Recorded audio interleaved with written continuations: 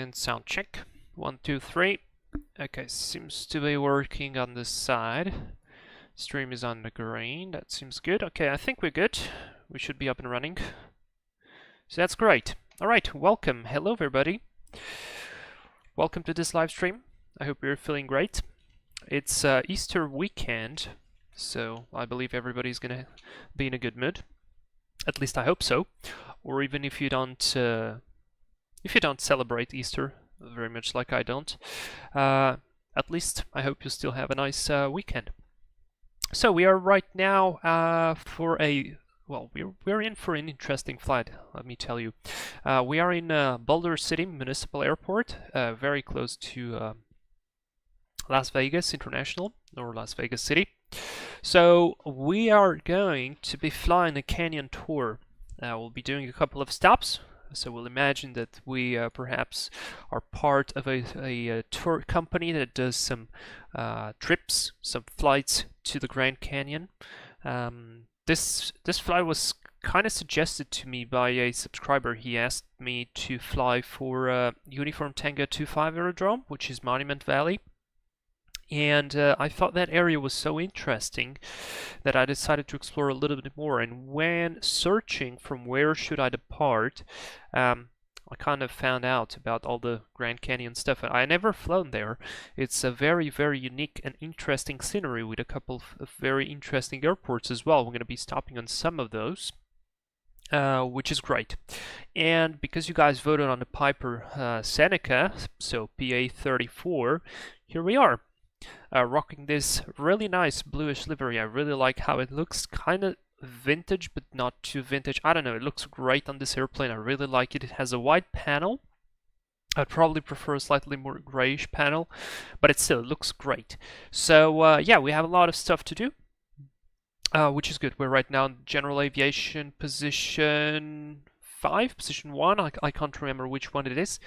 But yeah, we're gonna have to do the walk around of the airplane. This airplane does require to do a very basic walk around, which is great. And we also have to do some planning.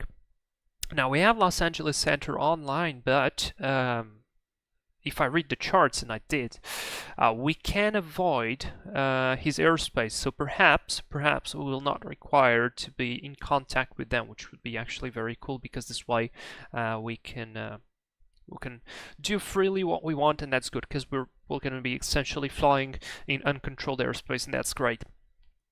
Weather is brilliant, literally no clouds at all, so we're going to have some beautiful views.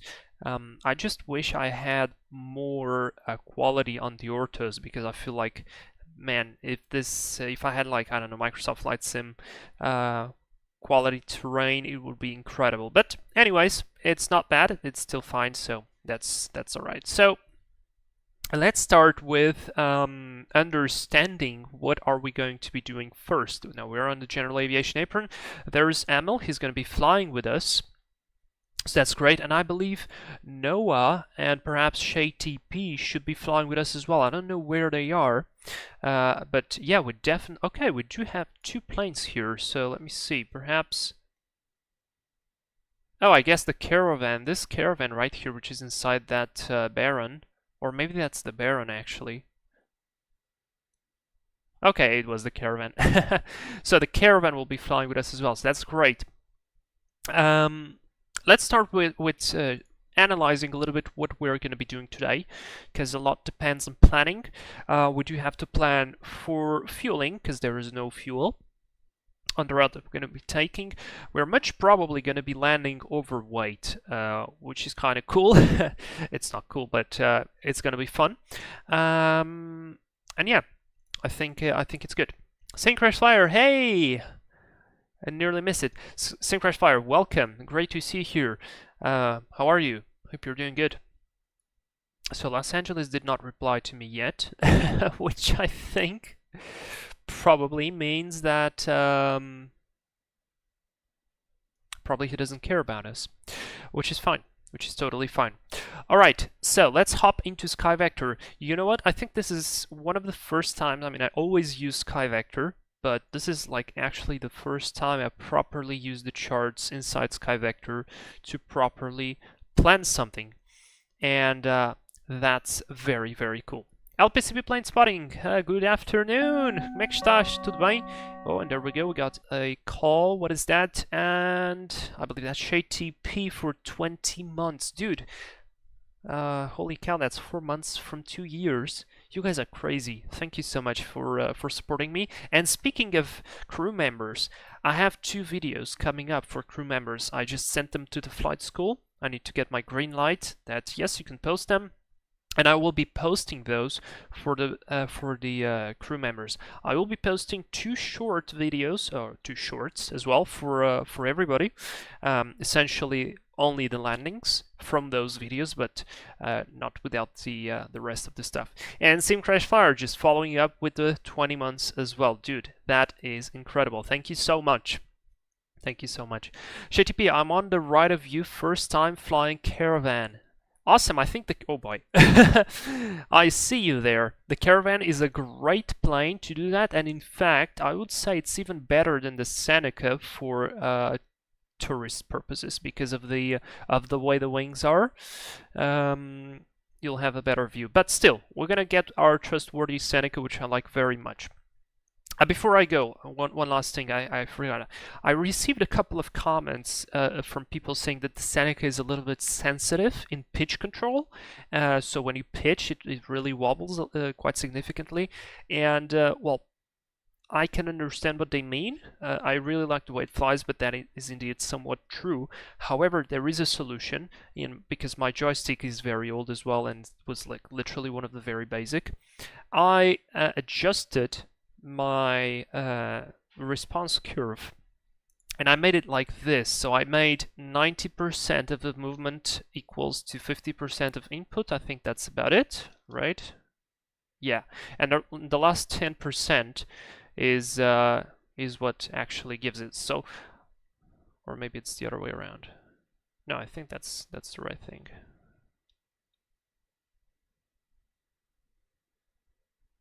Here's about 50%. Maybe it's the other way around. Let me check. No, but regardless, it worked nice. No, yeah, it's correct. All right, so 90 with 50, and what does it happen? The airplane starts to be felt like much more heavy. I do have to trim more, but that is actually realistic, because when you fly a real airplane, you will feel the yoke as heavy. So when the airplane is out of trim, you will actually have to exert quite a lot of pressure on the control until you trim. So when you trim, the controls become less heavy. So actually something like this happens, because of course we have our spring joysticks like I do have, and you just push it and it will immediately push the control surface until the very end, the maximum that it can go, because you do not feel the strength, because you don't need to push it with your 2 hands and then barely doing it, and then you're just having to trim it. So that's why the plane is sensitive, and this helps it out a little bit. All right, so yeah, I hope this helps. Crash Fire, don't ask, a lot of work because of Iran stuff. Oh boy, I can only imagine. LPCP Plane Spotting, tudo bem? Um abraço e boa Páscoa, tudo correu bem. Obrigado. Uma boa Páscoa para ti também, um grande abraço. Darren Box, hey, good to see you here. Alright, so I'm talking too much. Let's start doing some important stuff. So here you should be able to see Sky Vector, perhaps your usual view. Here is where we are going to be departing from, Boulder City Municipal. So not exactly Las Vegas. Why am I calling Los Angeles all the time? I was initially thinking of departing from North Las Vegas, but then changed my idea and decided to just go with Boulder City, which is fine. We spend a little bit less time. And we'll be stopping first at Grand Canyon West. This is 1G4. Departing out of here, we will be joining the tour route for the canyon. Now this is, I didn't know this. I never explored it properly, should I say this way, but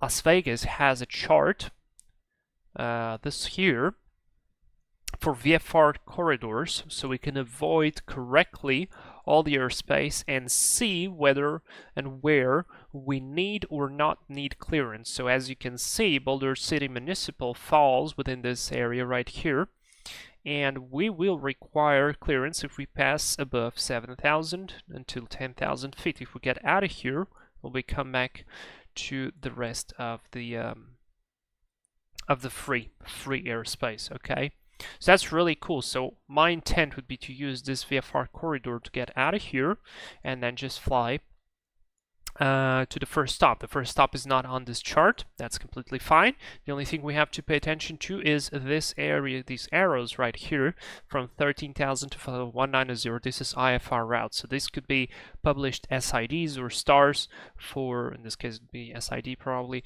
or maybe even a star for Las Vegas. So we would have to pay attention to this in order to not get into that. All of this stuff is actually written on this chart, so you can see exactly what are you looking for. And this is really, really good because this is how we do it in real life when we have the charts. You actually have different charts, and then you have to learn each chart to understand how it and what it means. So we start with this one. This is going to be our departure. I'll do it somewhat visually. What helps here is that this corridor is right on the edge of this border of airspaces. So I'll just use the Garmin. We'll be using the GTN750, which is a really, really cool piece of kit. And I'll be just creating custom waypoints to get us out of here, and then basically flying direct to. Now, if I put there is Grand Canyon VFR, but this here is very much the same if we put a normal world VFR. It looks very, very much the same.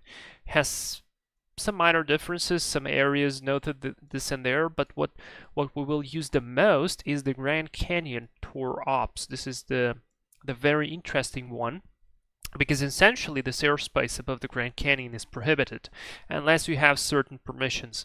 So we're going to, of course, assume that we do have those permissions.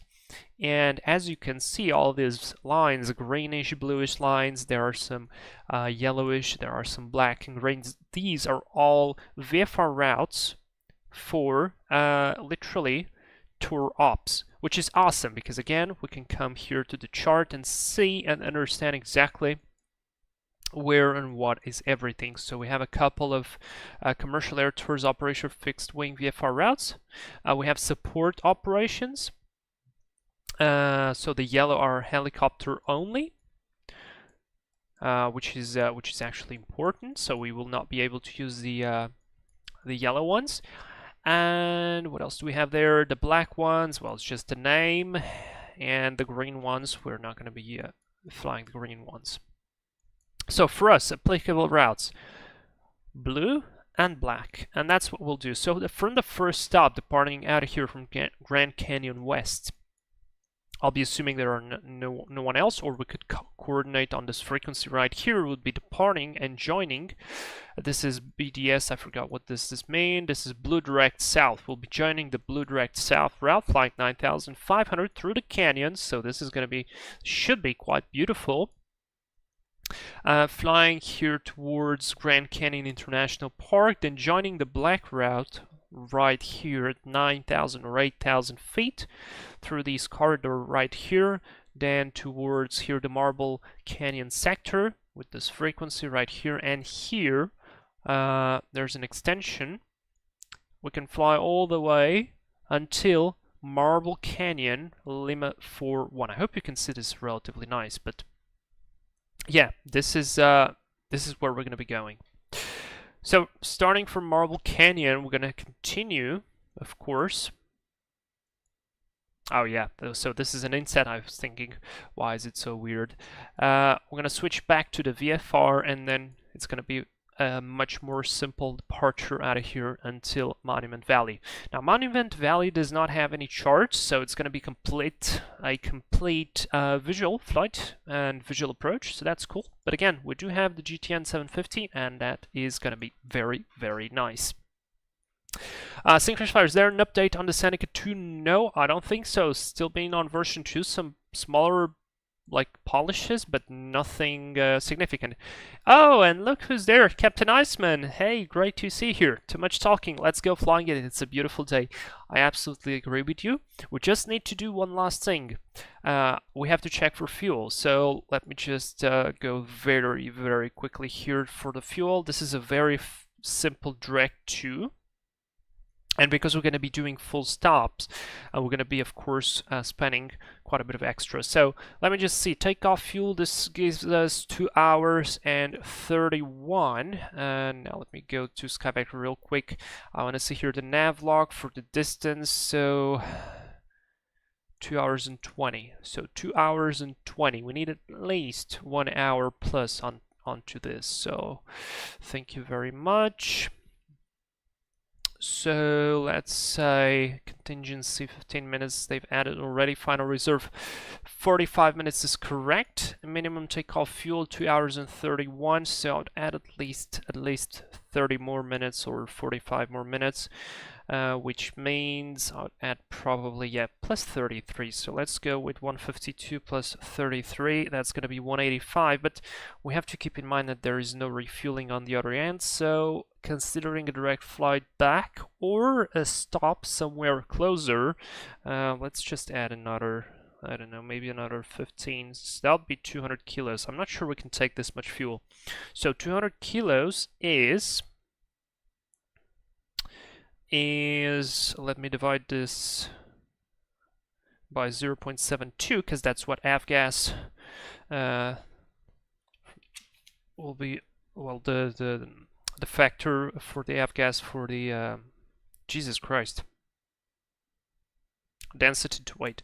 So 277 liters. Now, because we're using US gallons, we divide by 3.785, and this is going to be 73 gallons. So we're going to need 73 gallons. This is going to put us 73 divided by 2 is going to be 36.5 on each wing, and we can absolutely take that. So I might even round that up. So that's great. We can take enough fuel, and that's good. So very good. Very good. I think we spoke about everything. This is the chart. I will be using the Navigraph map as well because it helps very, very nicely. And I will be using the plane icon, which I don't like, but I will use it because it gives a lot of help by noticing all this stuff. Unfortunately, we do not have the Grand Canyon Ops chart here, but that's fine. So we can do that. All right. Still, the Los Angeles Center did not reply to my message, so my best bet is he doesn't really care about us. So my last thing to do is really check the information about airfield elevations, and of course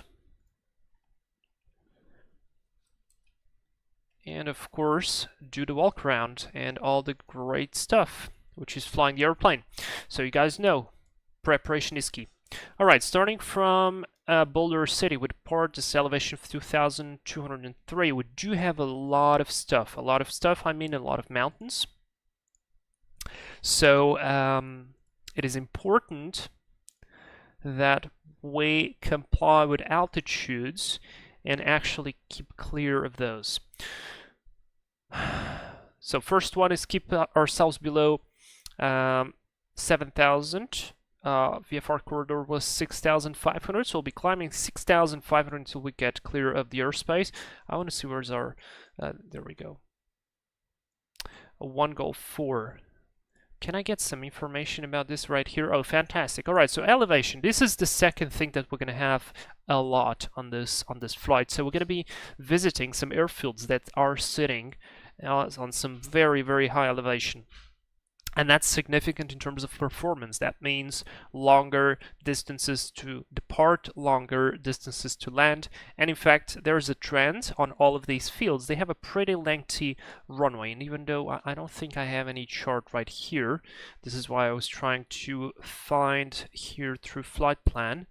But there are no procedures and no charts, unfortunately.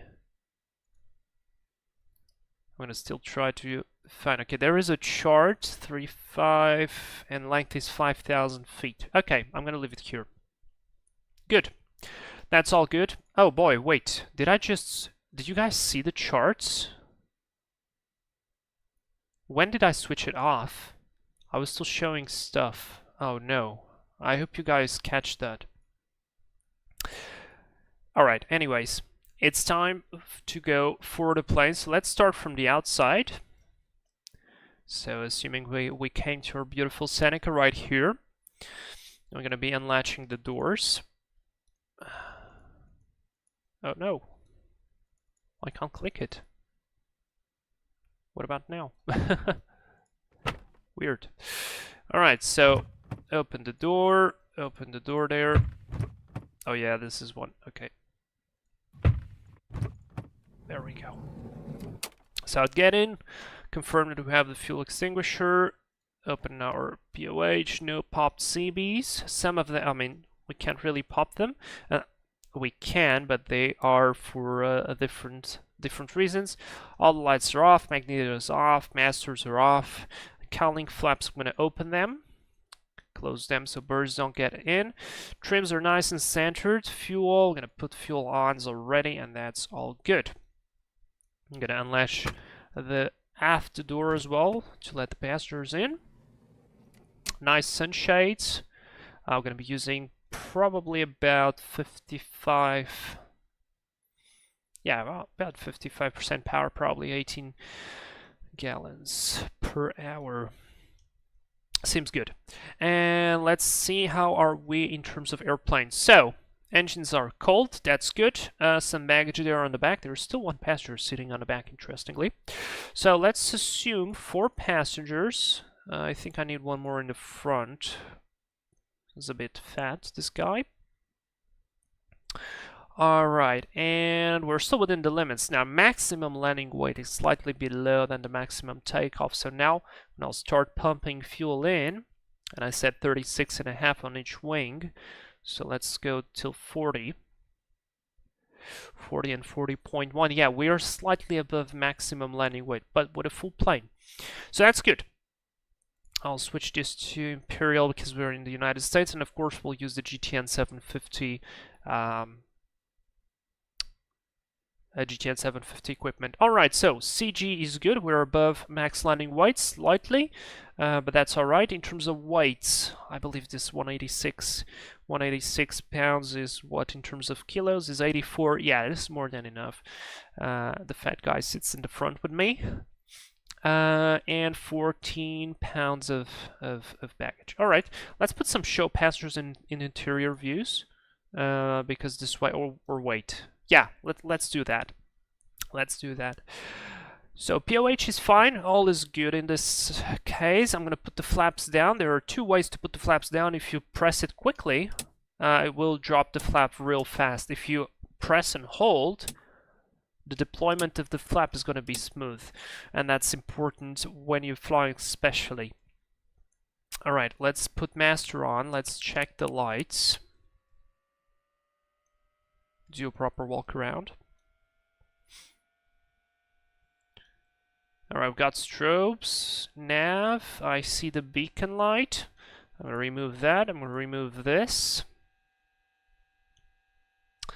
And yeah, all seems good. Remove this as well. We have nav, we have strobe, and just checking the last navigation light there on the back. Seems like it's actually not bright, or at least probably daytime. Excuse me, miss, you're gonna take the selfies later. So let's get inside, switch off the lights. Alright, very good. Master is still on, so let's see. Fuel, 40 and 40 indicated. Props forward, mixture cut off. Alright, all seems good. Now, one thing we'll have to check, of course I'll assume that I visually check the rest of the airplane. Nice Caravan, dude. Is check the engine oil, and this is very important, guys, especially when you first buy the airplane. It will come with minimum amount of oil.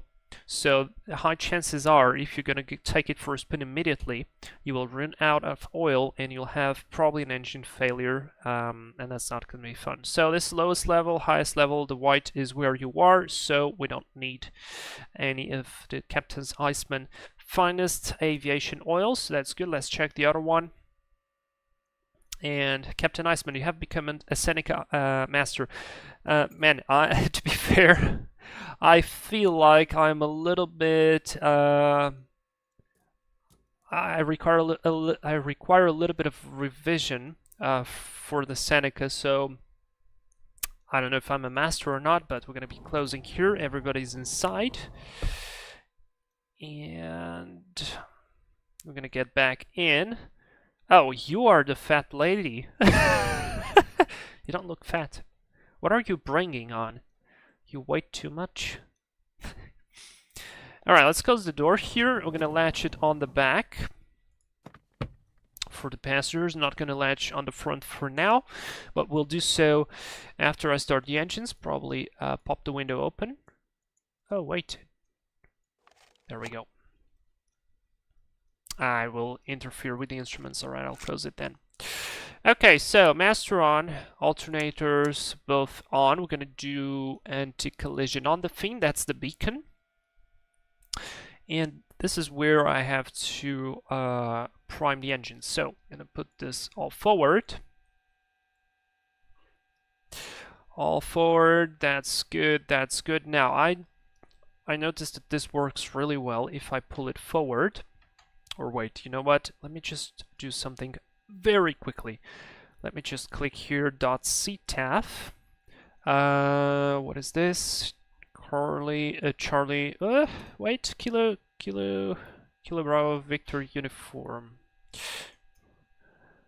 Kilo Bravo Victor Uniform. 112.7. Well, I'm gonna have to power up the avionics in a second, just very quickly, so we can advise that we'll be starting.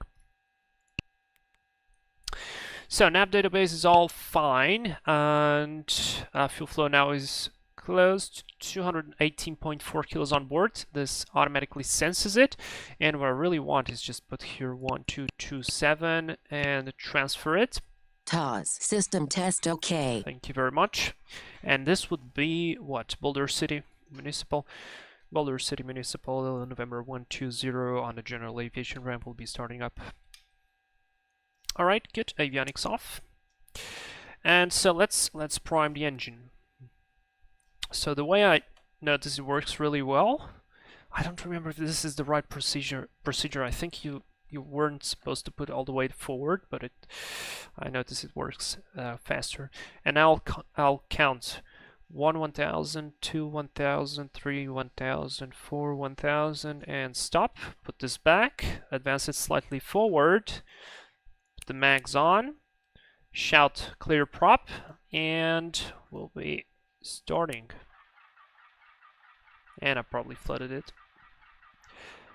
Maybe. Why is it so quiet? Let's try again.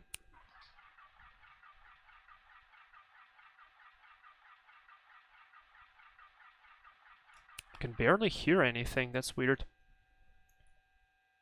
You guys hear it? That's weird.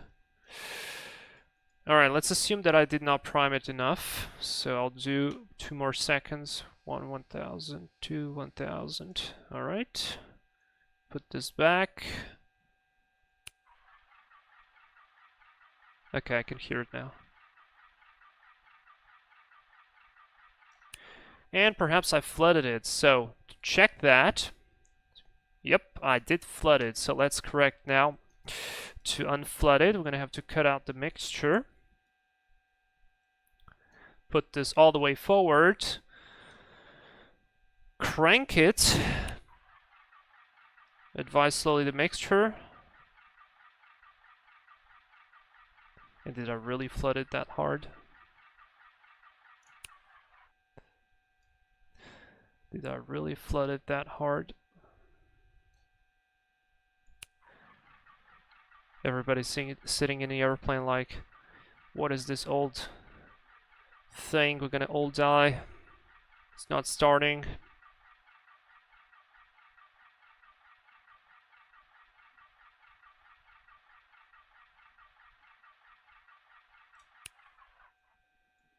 Jesus. Still flooded. Alright, I guess I really flooded it very hard, so let's keep it with the mixture cut out. And mixture. Ah, didn't catch it in time. This is hard. I don't have two mixture controls. So let's see if it starts now. Yay, finally. There we go. There we go. Oh, pressure is good. We will have our generator working for us now. Right, let's do the other one. Let's do 3. 1, 1000, 2, 1000, 3, 1000. Alright, mags on.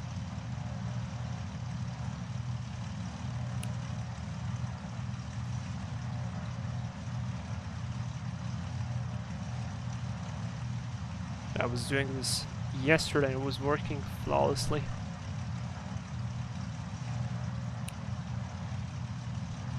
Let's see that I flooded as well. Alright, I guess today is the day for flooding practice. That's fine.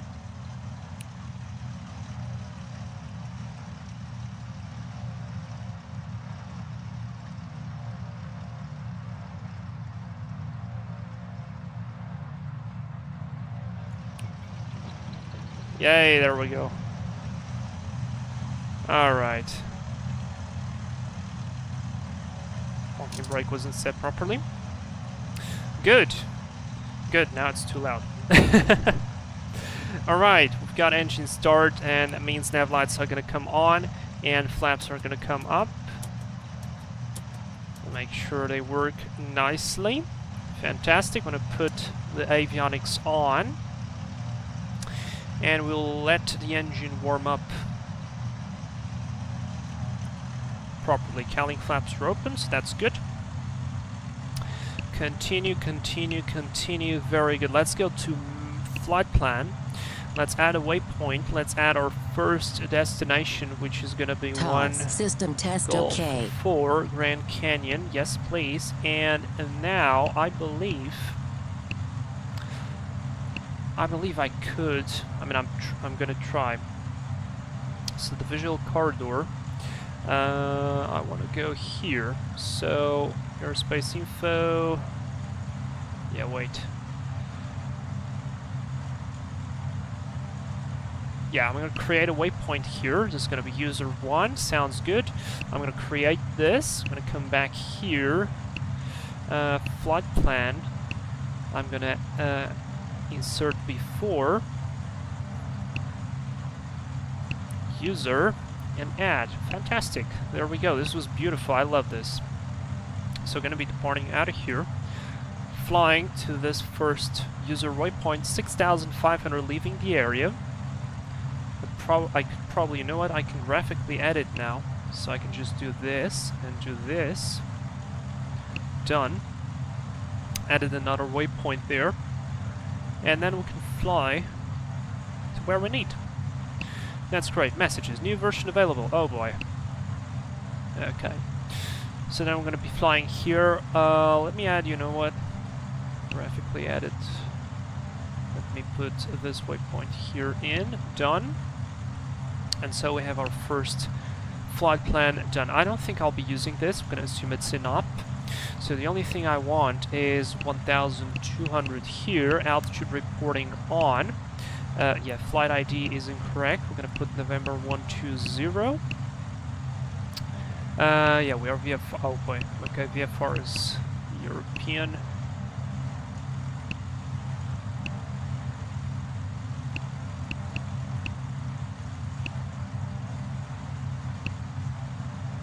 Did it assume it now? Oh, it's not assuming it. Interesting.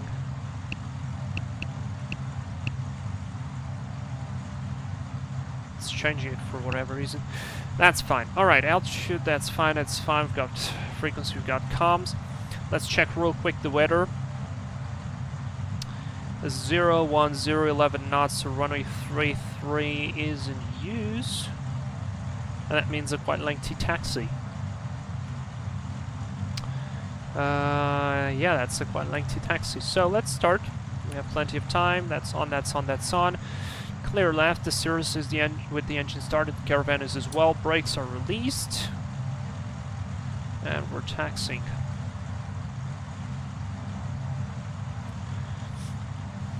Brake check. Oh boy, that was a heavy brake check.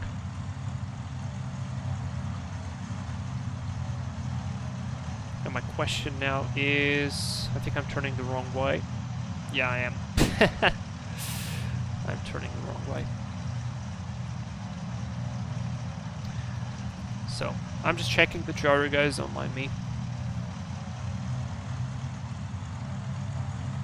Maybe I could actually go there, and that'll be better.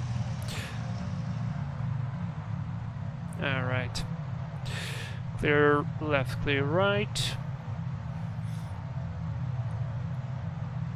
Boulder City, November 120 is going to be taxiing via the ramp, then via Bravo runway 33, Boulder City traffic. Very good.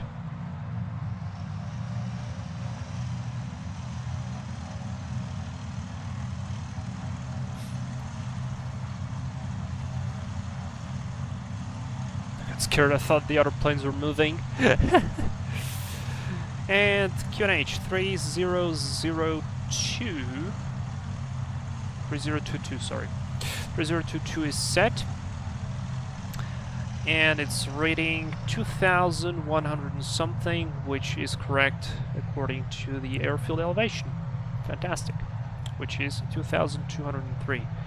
So actually slightly below that. Interesting. Perhaps ortho stuff.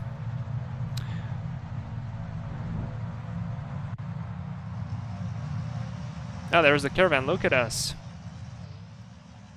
Where's Noah? We're missing Noah. I think he wanted to come with us as well. Caravan is looking nice. Screenshot time. Bam.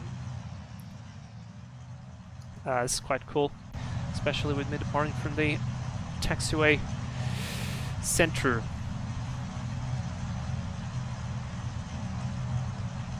Synchroshore, where did you find those people standing near the Seneca, or standing by the plane? They are part of the airplane. Part of the airplane.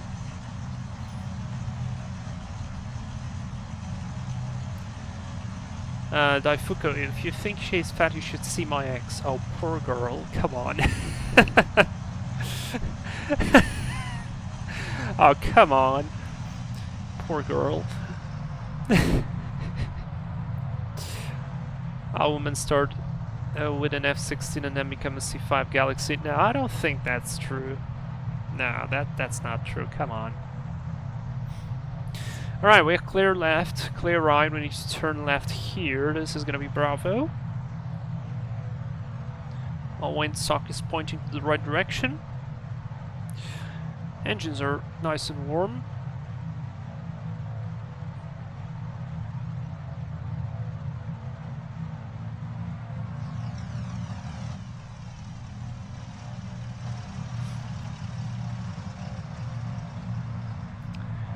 Be crossing runway 27. City traffic, November 475 Delta Golf, taxiing holding point 33.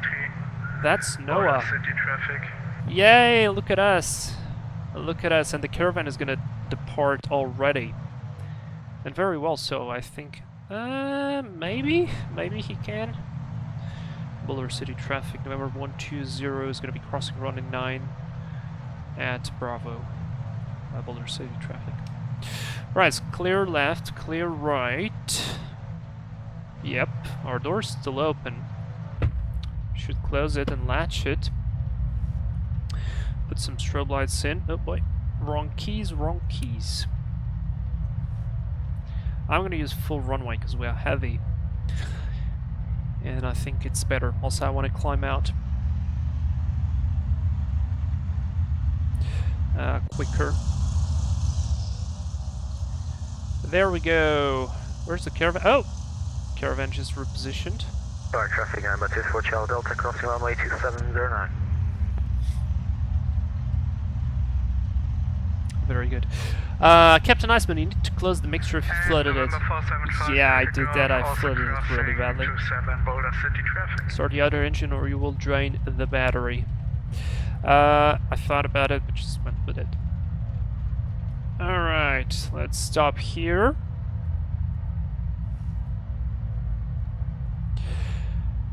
Parking brake is set, strobes off for now, landing lights off.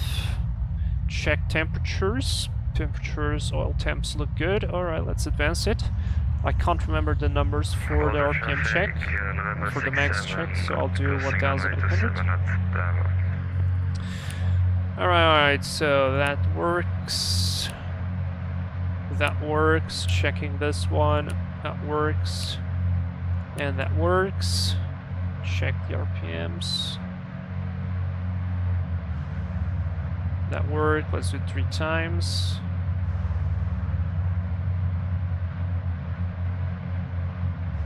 Alright, manifold was increasing. Grab the other one, please. RPM decreases, manifold increases. Works. And last time. Good.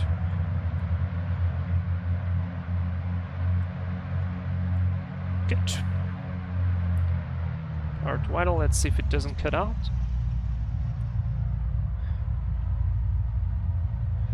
Nope, works like a charm. Very good. So landing lights on, wing lights on. And I want to set my initial heading for the departure, which is going to be something like 090 probably.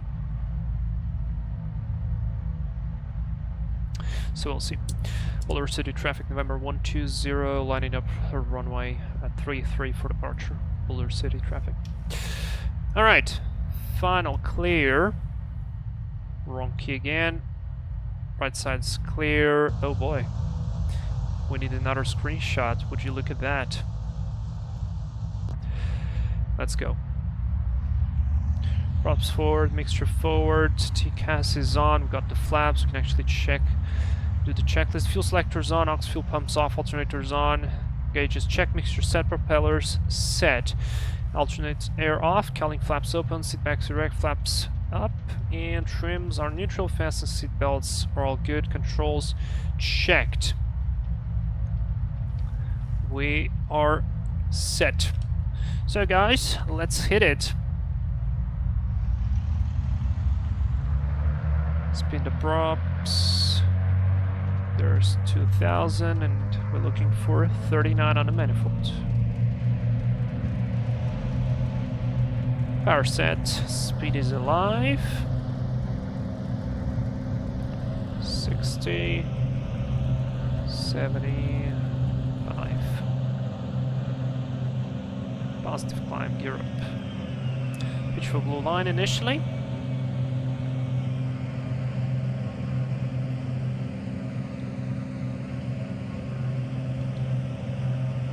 Trim the airplane. Beautiful. Lights off. Let's do right hand turn.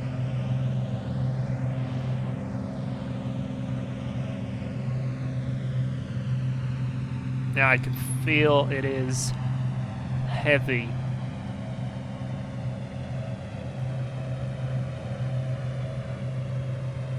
Once I finish this turn, I'll put it back to climb power.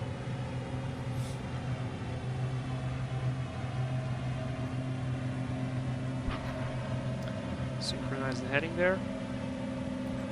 Let's put it on 120 for interception, passing 3000. Boulevard traffic number 24 Charlie Delta departing runway 33.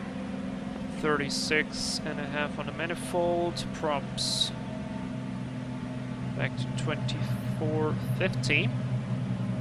Mixture, lean it a little bit. Here we go.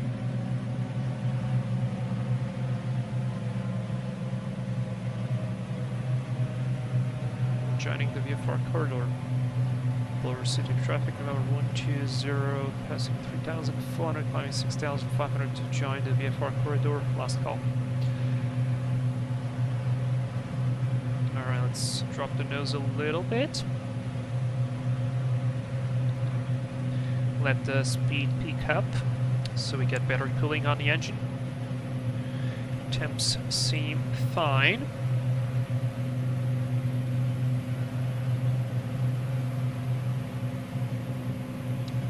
And I could put some headphones in. There we go.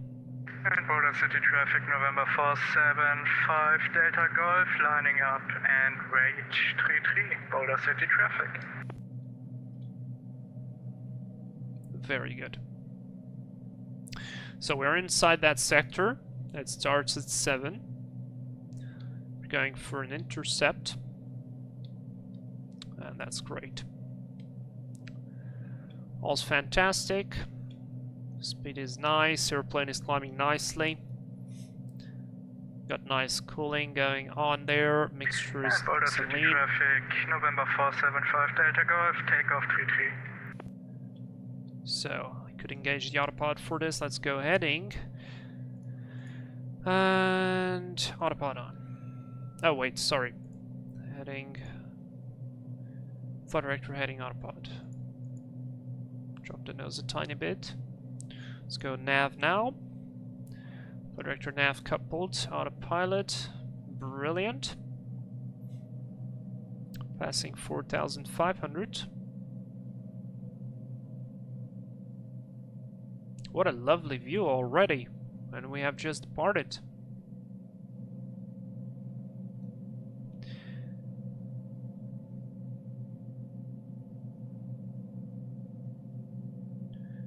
Let me change this. Wait. Menu, map setup.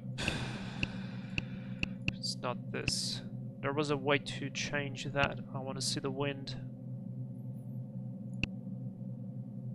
System perhaps. 5,000 coming up. So audio setup, probably setup. Boulder City traffic number 67 on the run lap and taking off runway 33, Boulder City traffic. Ah, change user fields. This one, I want to see wind. Do I have wind? Wind, wind, wind, wind.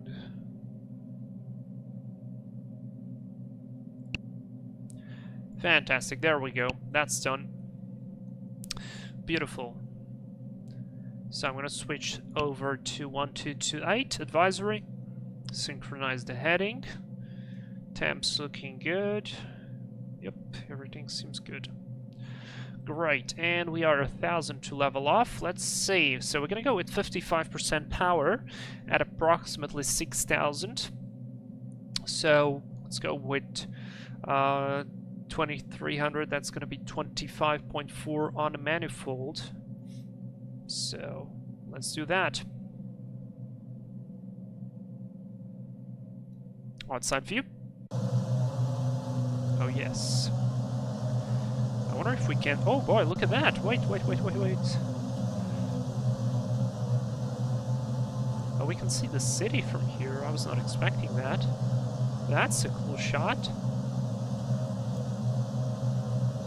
And also trying to pick up some of the guys who departed from there. No one there, no one there.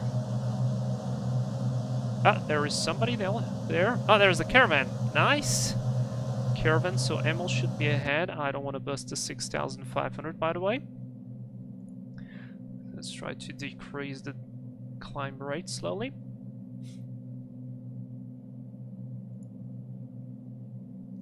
$100 to level.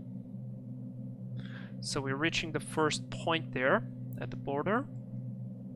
And then that one. So we completely avoid Bravo airspace and altitude. Good, let it accelerate a tiny bit. In fact, I could have climbed more because 6,500 is not enough. So you know what? We're gonna be continuing our climb. Probably go to 8.5. Just want to make sure that I avoid that airspace. Alright, yep, let's keep climbing.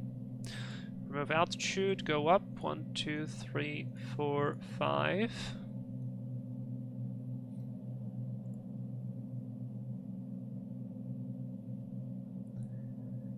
Now that I exited that airspace, we're not inside this one.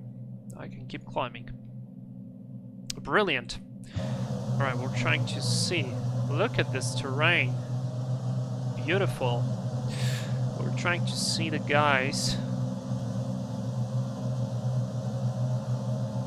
We saw the caravan doing the turn.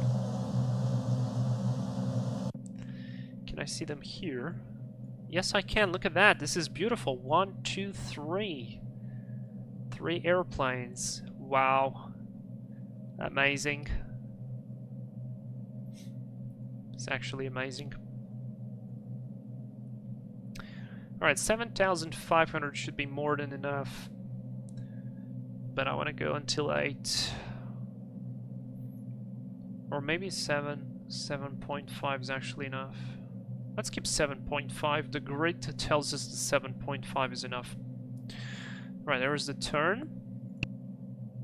Good, so we avoided that controlled airspace. I don't see the girl here. I guess she got upset and decided not to go with us. All right, guys, everybody's fine on the back.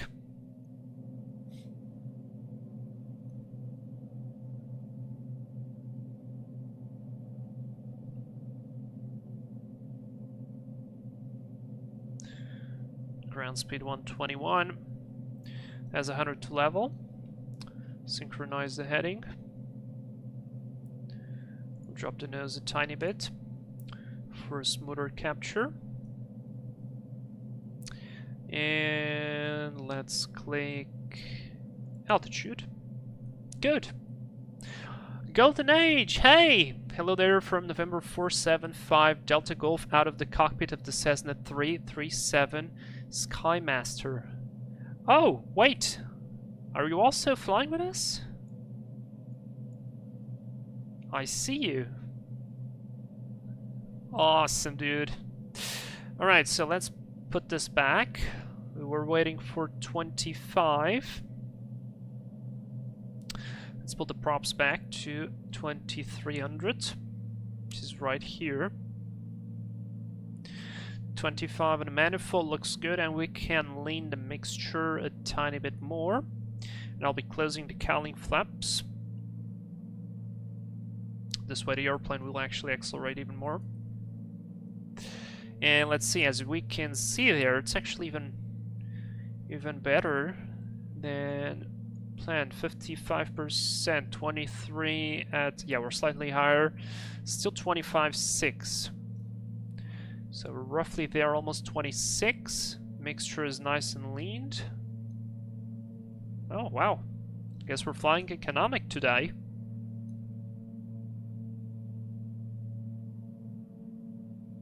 Yeah, it's like beautiful. How's the ground speed? 127. Yeah, we're not fast though. We're not very fast. Let's add a bit more. Perhaps like that'll be the limit. Right. Captain Iceman probably clicked on the co-pilot seat to hide her. Ah, okay. Hello. Let's leave her there. So we actually do have somebody seating there. Alright, we're doing good. 134 on the ground speed. That's very nice. Very nice. Now, here's the thing. This is one very, very cool feature I love about the GTN750 coupled with this airplane. Our arrival airport, 1 Golf 4, does not have any instrument approaches. So let's say, for instance, me going there, while I can study the the elevation of the airport, I can study the entry procedures, I can do all of that, of course, and I should do that, and I will do that. I did that somewhat. I still want to showcase something really cool. You can actually load a visual approach, very much like we spoke not so long ago when flying. What were we flying? I think we were flying A321? No, we flew A330, I think, and we flew it. We had like an RNP approach, but that was an RNP approach. No, I ended up. But we spoke about it. I think we spoke about it on that flight. And I said Airbus has something called FLS, which means FMS landing system, which essentially creates a glide slope based on the position of the runway, and then it will show us indications very much like an ILS. Guess what? The GTN750 allows to do just that, which is awesome. And that's exactly what I want to do. So I'm going to load the procedure, I'm going to load the approach. Now I'm going to have to just check real quick the winds. Probably it's going to be for runway, what's the runway there? Stand by. Runway 35. But I want to still check the winds. 0506 knots, resulting more than 10, 3024, 3024, let's set that there, okay, good. And so it's going to be visual 35. It's actually a bit of a crosswind there, but not much. 6 knots is fine. Temperature 13, so not that hot. And it will, you can, well, we'll create this long line, and I believe you could pre-select like whether you want 3 degrees or not, yeah, or it says automatically 3 degrees, 50 feet above the threshold height. So I'm going to load that, and it puts this, and you can intercept it and fly it as an ILS, which is impressive. So I'll put it there for guidance, so that it helps, and that's really cool. VNAV, an available upcoming flight plan lag not supported. No problem, we're not using VNAV for this. So that's actually fine. Now, let me see, from Cobby, we have 21 miles to go. So, airport sits at roughly 5. So that's 2.5. 2.5 times 3, 7. So like 8 miles out of the field, I'll start descending.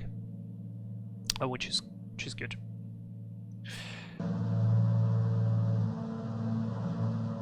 I love the way this livery looks on the plane, and with the scenery, it's a perfect blend.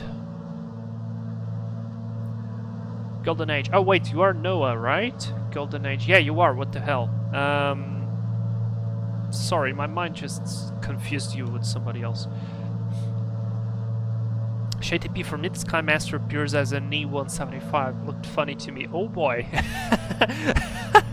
That's gonna be intense. That'll be intense. Alright, let me just send a message here real quick.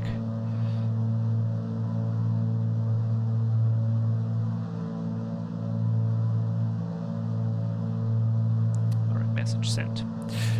Beautiful. Golden Age, I'm coming. You might watch your back. Dude, I can believe, I think you will be flying faster. This is Emil, I think. 234 Charlie Delta, November 67, and the 475 Delta Golf. So I'm pretty sure the CIS is going to catch up with us, because that thing is quite impressive. In fact, there he is. Oh no, wait, that's the Caravan. So wait, now I'm confused. Who is who? So where's the CIS then? Alright. It's fine. 16 miles to go. View up ahead is absolutely stunning. And in fact, you know what? I didn't know this airport existed. Whoever thought of idea... I mean, whoever thought it would be a good idea to put an airport there is both crazy and awesome. Because it is incredible. It reminds me very much like the Pasto airport in Ecuador? No, not Ecuador. Colombia? Is it Colombia or Ecuador? I'm now confused.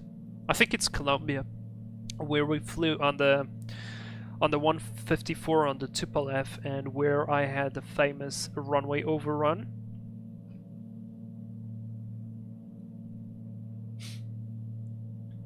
Javon Barrett, Aviation. Hey, do you use Microsoft Flight Sim 2?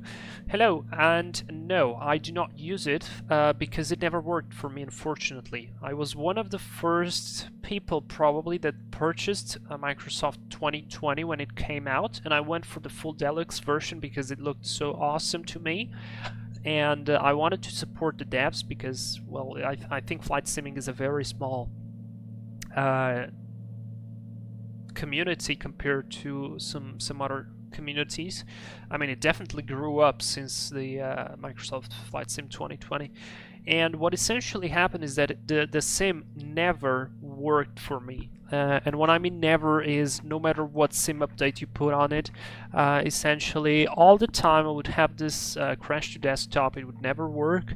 The physics, I really didn't find fun, the physics. And it really hit me because I was one of the guys that thought, well, X-Plane is gonna die because there is no way they will be able to compete with the visual aspect of the things. But yeah, and I mean, the last time I tried it, it was with the INI 8310, and it took off itself without any effort from me at 80 knots. So I thought to myself, like, yeah, I'm just nah. Which is sad, to be fair, because, for instance, this flight probably would be much more beautiful to be done in Microsoft Flight Sim rather than X-Plane. So there goes that, but you know, I don't really care at this point. I like the way X-Plane is. I love the fact that the physics, the planes feel like planes. You actually experience stuff that I experience in the real life, and it is so good. And in fact, things that I previously experienced in X-Plane that I didn't in the real life, that when I experienced them in the real life, I knew what it was. And I actually was flying with a friend, and he didn't know that what was happening. So yeah, I mean, there goes that. I think whoever's flying next to us should be really close, but I'm not seeing him. I'm trying to pick him up. He should be quite close.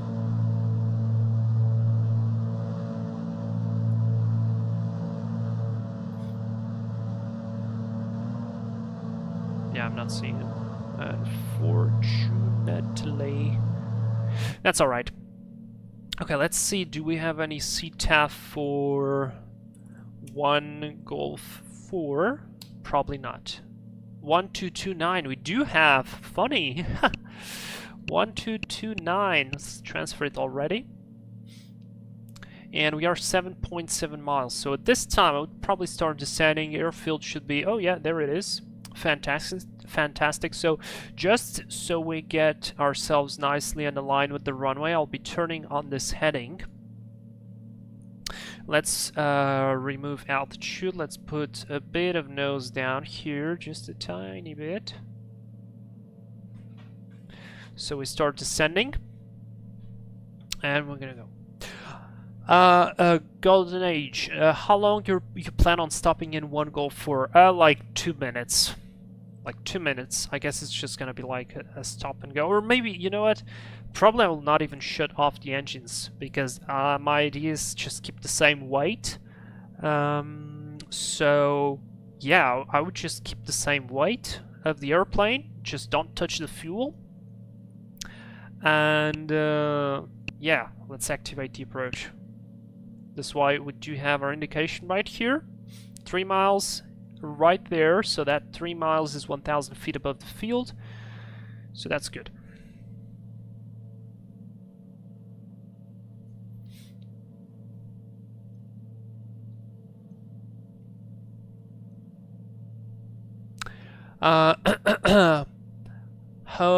Wait, JTP toggle with control M, wake turbulence, and you can find people. Oh, yeah, that's a good one. That's a good one. Yeah, that's another one. Is wake turbulence properly simulated in Microsoft Flight Sim?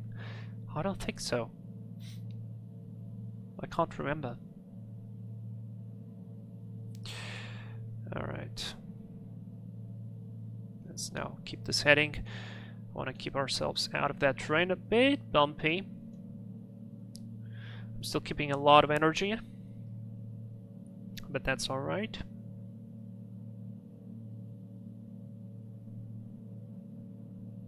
Ho Chin, Vlad, are you a real-life flight instructor? No, not a flight instructor.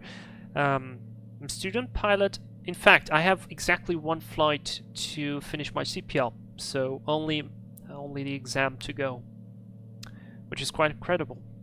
Then I have the MCC, and then I get my ATPL frozen. So, yeah. David TSW, Pasto, Colombia. Thank you very much for confirming that. Golden Age, I'm sorry that you already answered my question, I didn't listen. I'm just gonna probably stop, so just land, vacate. I'll probably not even shut down the engines, just reprogram everything, because I plan to keep the same weight, just not touch the fuel, and then go. I might change my plane in that 2 minutes to the beach F-33. Oh yeah! I really like the pictures you posted there on Discord.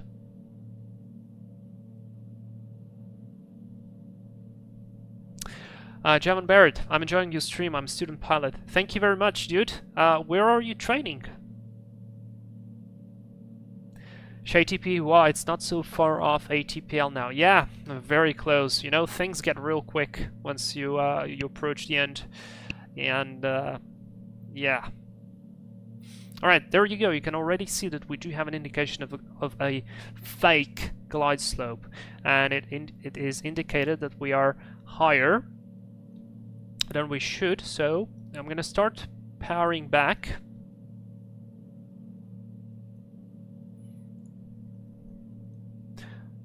And in fact, I'm gonna put the props and mixture forward. Keep the cowling flaps closed. We are within 125. I can see the runway now. I could have gone visual, and that's exactly what I'll do. So let's go. Landing lights on.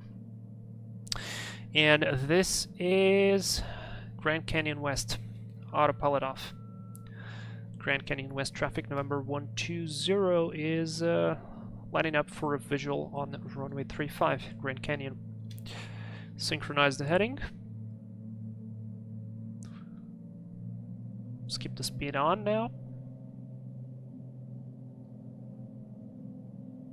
On the path. So now I'm going to find my trim setting.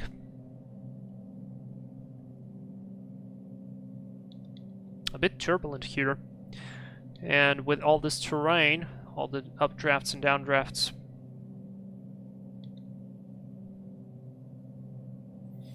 So keep the speed on 120 for now. Let's take the headset off.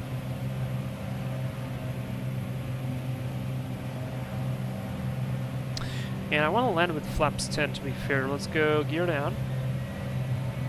Flaps 10. Happy to say we're a bit high. One red in fact. Grand Canyon West traffic number 234 Charlie Delta forward. 6,300 feet. Passing over the aerodrome, inbounding east, will be joining right-hand circuit, runway 35. There we go, look at that. We are perfectly like on a glide slope with an ILS. 500. But on a visual. Alright, flaps are 10 degrees. Gear is down, we got the 3 green. Mixtures forward, props forward. Grand Canyon traffic, November 120, short final 35. Oh my god, it's beautiful. A bit low, correcting.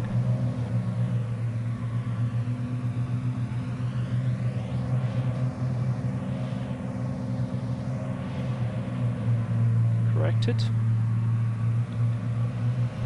And uncorrected again.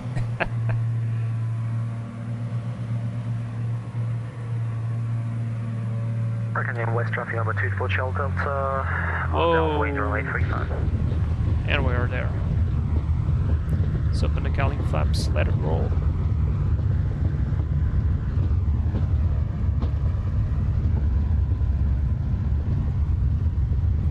slowly brakes. The brakes are sensitive. And the runway is really bumpy. The flaps up.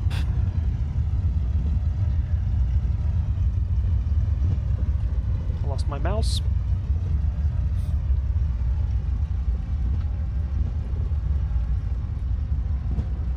And Grand Canyon West traffic, November 475, Delta Golf, visual final approach, runway 35.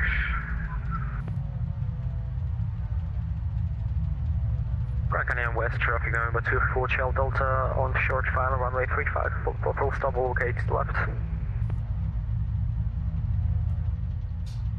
Grand Canyon West, November 120, runway 35 vacated. Fantastic. Strobes off. Let's taxi.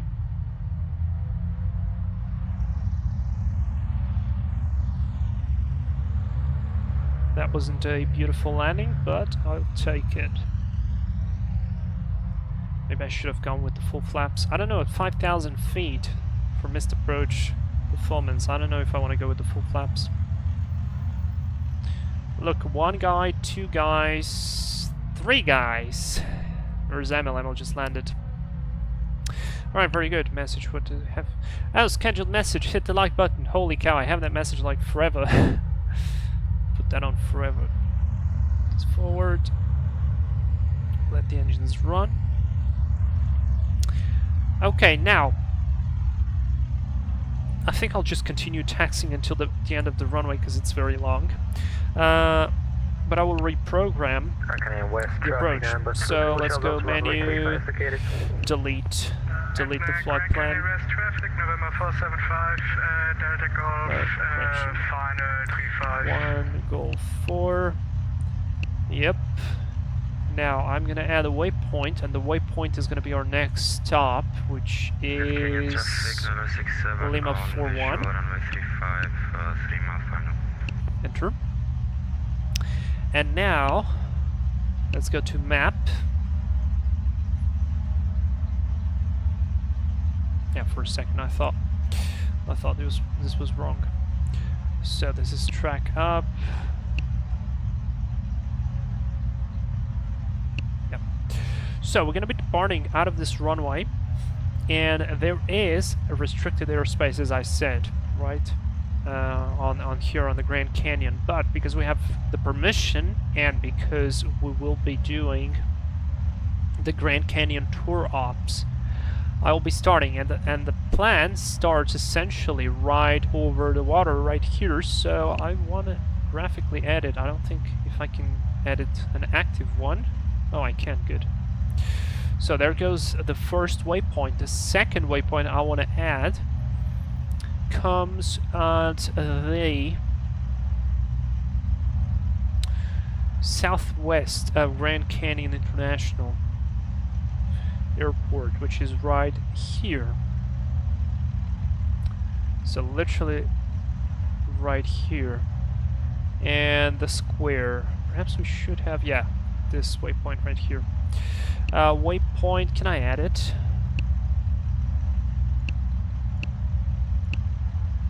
I'd love to add it though.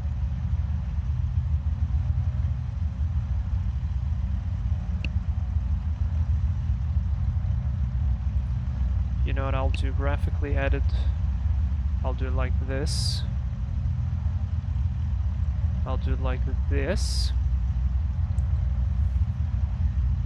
And from this, we're gonna join to the other side,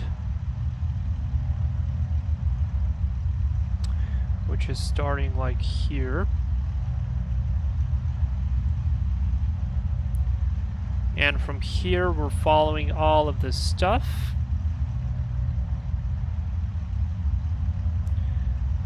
Until here. Dude, I love this.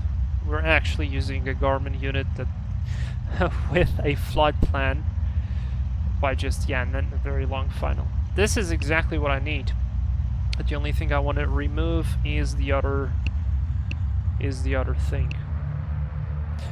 Is the airport. So I want to remove this. Yep.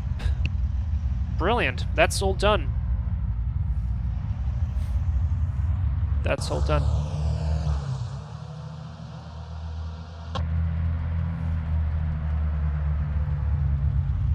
Grand Canyon traffic number 120 is taxiing to holding point runway 35, Grand Canyon. That looks like a chieftain or a Navajo, perhaps? Captain Iceman? Does that mean something?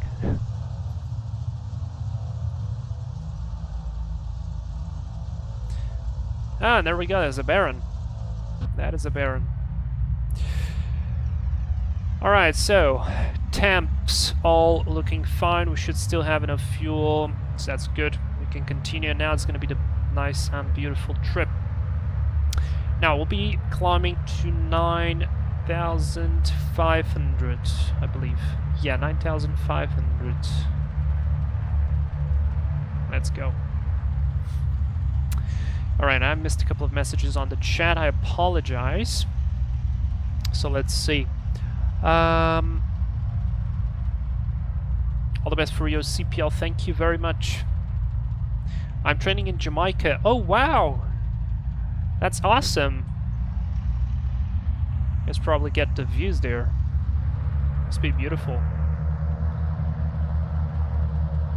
T-Fox, hey! Safe flights, Captain Vlad. Thank you very much. Thank you very much. Good to see you here. Golden Age, that's my F-33. Aha, I see, dude. You are fast to load in. Alright, so let's confirm that. Props, mixtures, cowling flaps open. No need to do the run up again, so we can just continue. It's gonna be straight ahead, climbing 9,500, joining the blue direct south route, exactly. At 9,500. And I want to go full length for this one.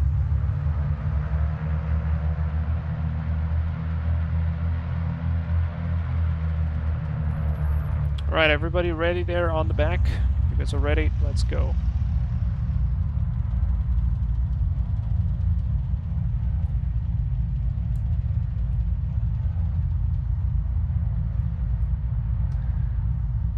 Grand Canyon West, November 120, lining up runway 35 for departure. We'll be departing straight ahead, climbing 9,500 and joining blue direct south route. Alright, oh what the hell. Clear right, clear left. Strobes, landing lights on, transponder is still transponding. Temps all look good.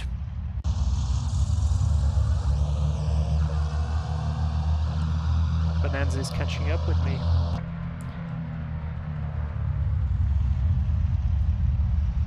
Alright, and I will do a static departure out of here for a very simple reason. We are almost at 5,000 feet. And I want every inch of performance I can get. So, static departure, spin the props. Till 2,000, stabilized, pressure, temps all look good. Let's go to 39. Yeah, that's a bumpy runway. That's why we actually got it so bumpy the first time. Speed is alive.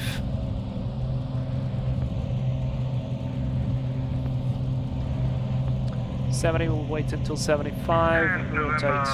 1545 Yankee, line up and rate 35. Train for blue line. Traffic. Positive climb gear up. I waited on purpose, so for instance if we had an engine failure it would be easier to just go back to the runway.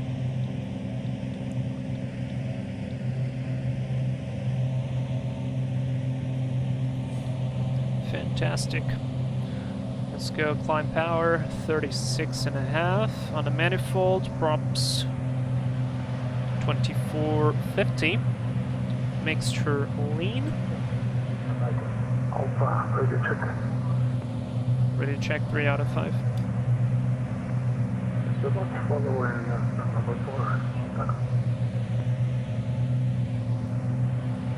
Okay, I think he's at number 4. Good, we are at 100. And I want to put the autopilot on because it's going to be amazing. Nav down a bit. Would you look at that? Holy shit, I'm in the lady. Lady, please. Would you look at that? That departure into this. I can only imagine this in real life to be insanely awesome. Alright, temps look good, passing 6,000, turn is ahead, nav coupled, everything seems good. Oh, landing lights off, of course. Synchronize the heading. Want to do a couple of Right, West traffic number 2, Revolt Charlie Delta, line up behind the Cessna Caravan on runway 35, and up and wait. Freaking awesome. Wait, I want to do a screenshot with the guys there. If I zoom in enough. In the turn. Traffic, number 67, taking off runway 35, Grand Canyon traffic. Alright. The airplane is slowly climbing. You can imagine what it's like in the heat in the summer. Must be pretty hot here. Performance must be absolutely terrible. Charlie, engage on Mike Alpha, shorting hot, runway 37.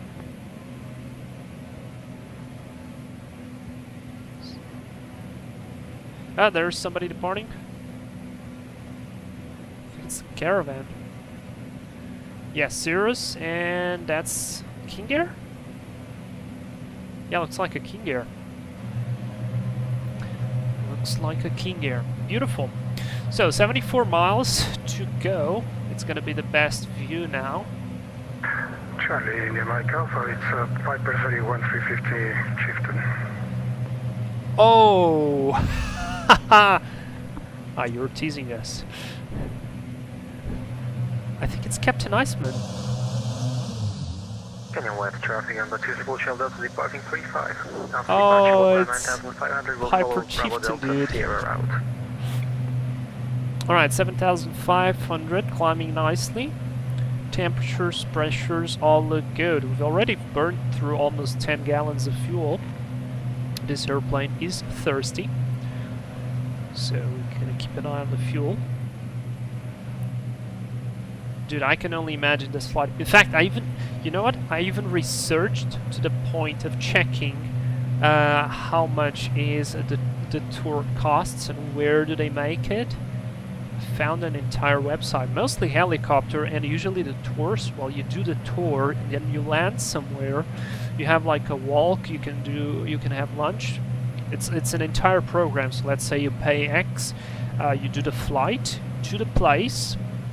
You have like a track to do on your feet, and then you have lunch. Then you have some other stuff. Then you fly back. Well, it's like a full day of activities. It's pretty impressive. Yeah, we are inside airspace. That's correct. We are inside the Grand Canyon airspace, and it looks absolutely stunning. It looks insane. 8.5. The airplane is still flying very nicely.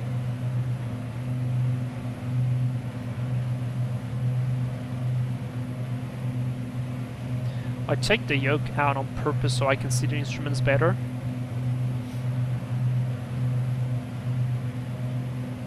But I prefer it with the yoke, of course, but then it's kind of weird looking at the temperatures.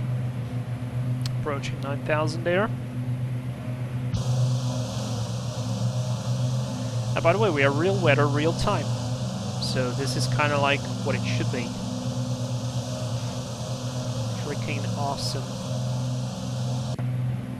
Let's see, the temps look pretty okay. I wonder if I could close the cowling flaps partially, so we could get slightly better performance, but without overheating the engines. So I'll be monitoring the oil temperature.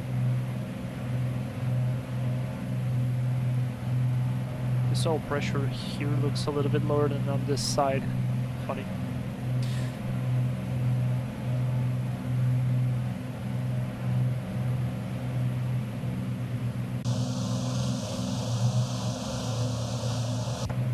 Beautiful.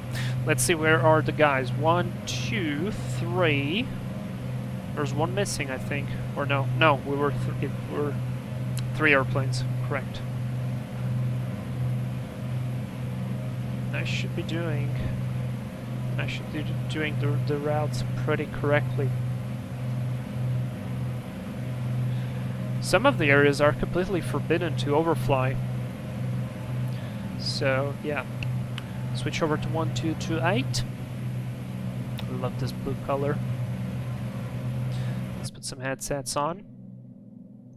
And, oh boy, I busted the 9500. So let's get back to it. So I'll use that to accelerate. Let's go 27. Let's do props 2300, like that. Close the cowling flaps.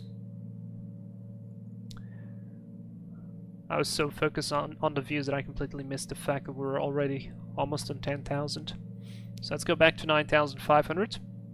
By the way, if you didn't know, when you are flying VFR, IFR uses round numbers, so like 3,000, 4,000, 5, 6, 7, 8, 9, 10, and so on. VFR, on VFR flight altitudes, you add 500. So 3,500, 4,500, 5,500, 6,500, and that's why these routes here, my guess, are also with the 500 increment. At least that makes sense to me. ShayTB, what is your next waypoint? I just graphically edited the flight plan, but essentially you can put the airport. This is called, what is this? Charlie Kilo Golf Charlie November. So if you fly there, you're gonna be more or less in the area, and then I'll do this because this is like the authorized overfly area for a nice and long visual approach into, what's the name of that? Marble Canyon, 100 to level. And we're doing good now. We're doing quite good now. Beautiful. Right, I'll prepare myself to hit the altitude key.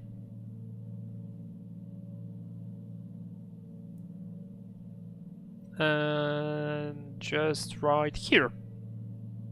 Oh, actually, now that I'm thinking, it's gonna be really fun seeing everybody in Marble Canyon, because that airfield, I edited that airfield because the runway was a little bit offset in the orthos. And there were some trees, which they kind of are there in real life. I checked Google Maps, but it looked somewhat weird, and they were old X-Plane 11 assets, or old X-Plane whatever assets. So I changed that. I've added a couple of houses, I've added some roads, I've added some fencing, like it is if you go to Street View, Google Street View, you will see that. And I uploaded that to the gateway. So if it gets approved by the moderator, you will be able to fly there with the scenery you will see here today. And would you look at that? Freaking fantastic. Why never flew here?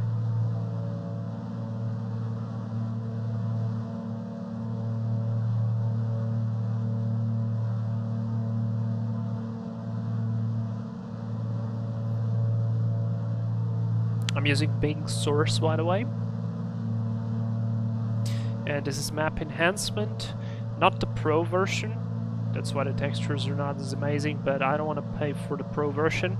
And people say that the Auto Ortho has the best quality of the textures, but unfortunately bricked my sim a couple times and I never got it to work. So unless somebody can enlighten me and tell me how to install it, I don't want to play with it anymore. That's really cool. Golden Age, what are your thoughts about the BAC 111 that's coming from the creator of the freeware B720? I think it's awesome. It's really cool that we will have a new airplane in X-Plane. And well, Shenchi did a fantastic job for the community with the 720. So I don't know, at least I'm thankful, and I think it's great. Now, will I get that airplane? Probably not, just because it's already too many airplanes. So yeah, that's unfortunate in that sense, and it's just too many airplanes right now for me. It's difficult to keep up with all of them because I like to fly them on a relatively comfortable level. So yeah, that but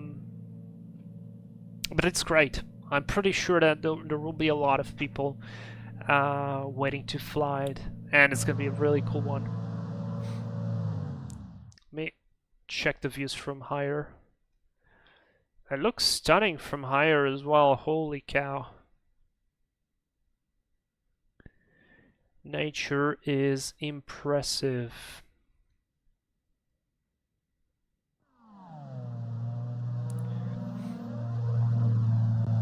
Let's see if we do have anybody around. Oh, I see a light there. Nope. Felt like I saw someone, but then no. There we go, look at this. 4 people. Fantastic. Nice delivery on the Seneca, by the way. Yeah, I love delivery as well. It's on the description if you want to download it. Really nicely done. I love all the details. And I love the fact that you have like, this is a sticker, not just a printed number. I like the dirtiness here. I don't know, and I like the white panel as well. Bluish carpets. I think the seats are of a different color as well, but yeah, it's great. Aviator, hi, how are you? I'm doing good. Quite excited with this flight. It's doing great. I'm enjoying a lot the views, and I'm enjoying the Seneca as well, and the GTN750. Dude, what an awesome piece of kit! Awesome combination. Yeah, we're doing nice. We're basically on a tour right now, flying to Marble Canyon aerodrome for a landing there, and then we'll fly to Monument Valley Airfield and stop there. But I'm especially looking forward to Marble Canyon because the scenery right there looks really awesome. And if everybody lands, I'll probably even shut down the engines and take a picture because I think it's gonna be worth the stop.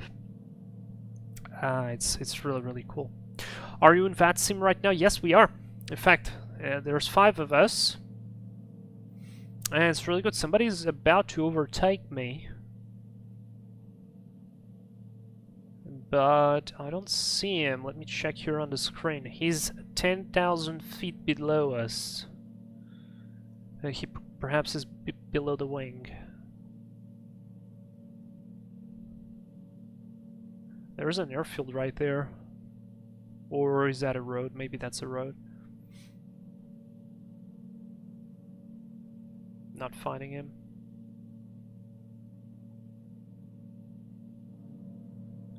But he is to our right. To our left, sorry.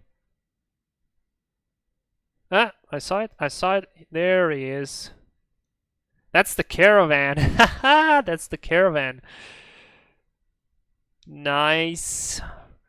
Dude, caravan is blasting off. Those tourists must be. And then there was somebody else as well, I think. Or maybe it's the same. Yeah, it's the same. Somebody's also approaching from behind. Not too far off. Don't see him. But we're doing good. 146 on a ground speed with 12 knots headwind. We are going basically 65 on the On the power, 20 gallons per hour. Looks good. Power seems good. Temps look good.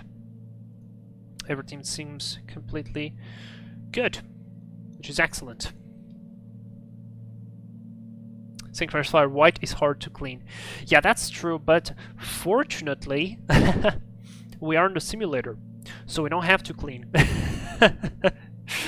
But you have a point there.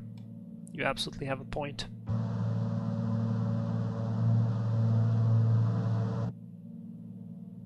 Beautiful. Now I'll be avoiding this area of the canyon. You cannot fly there. It's literally. Well, it's literally. You cannot go there, basically. No flights below 14,500 feet MSL. Let me show you this. So we are, as I said, we departed out of here, intercepted here over the river, and I'm following this blue direct south line all the way to this point right here. And then I inserted some visual reporting point right here, and we're kind of doing this.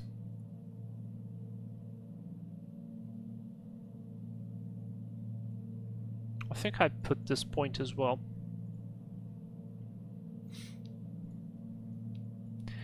And then we are kind of going direct for this. This is the airport, this is the inset. So we're going to be going right here, Marble Canyon. Speaking of that, that's Lima 41, I think. Yep, 3,715 feet of runway. This is a very, what's the word I'm looking for? It's a very narrow runway, so it is very important for us to get there correctly. It's privately owned, so of course we spoke with the owners, and yeah, this is the chart we have for it. So again, thanks to the GTN750, we'll be able to get our own ILS right there, some sort. Aviator, what call sign is on my plane is November 120, and we do have a traffic somewhere very close to us. Plus 300. I don't see him though. Go to traffic.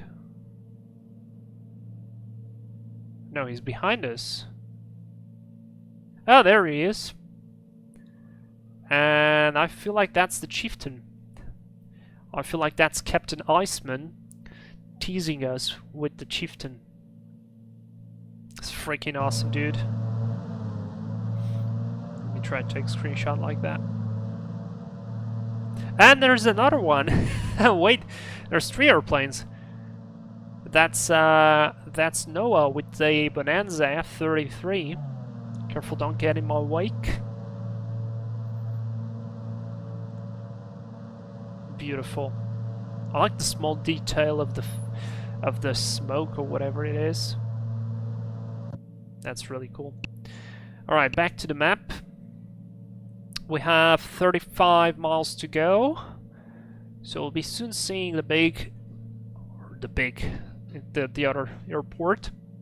9,500. Let me actually check the QNH, because the QNH has probably changed since 6,600 feet to Grand Canyon National Park. 3036. Yeah, that changed. 36 is about here. Good.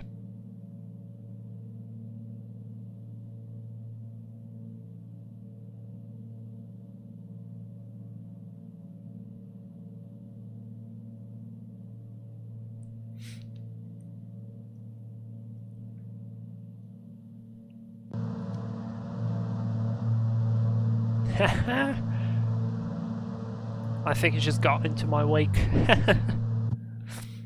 Aviator, I can't find arrival airport though. I mean your arrival airport. The arrival airport is going to be Uniform Tango 25. The final. That's going to be like the final destination. But we're going to first stop right God damn it. In Marble Canyon, this is Lima 41. So if I put World VFR, yeah, right here, Marble Canyon, Lima 45, and then out of here, overfly Page Airport, and then to Uniform Tango, Monument Valley, 25. This is where we'll go for the last stretch of 71 miles. It's going to be basically direct to overfly the field, left-hand turn, and then it's a one-way in, one-way out, because there's a mountain right ahead of the airport. Let's go. This area right here is going to be beautiful. Superb.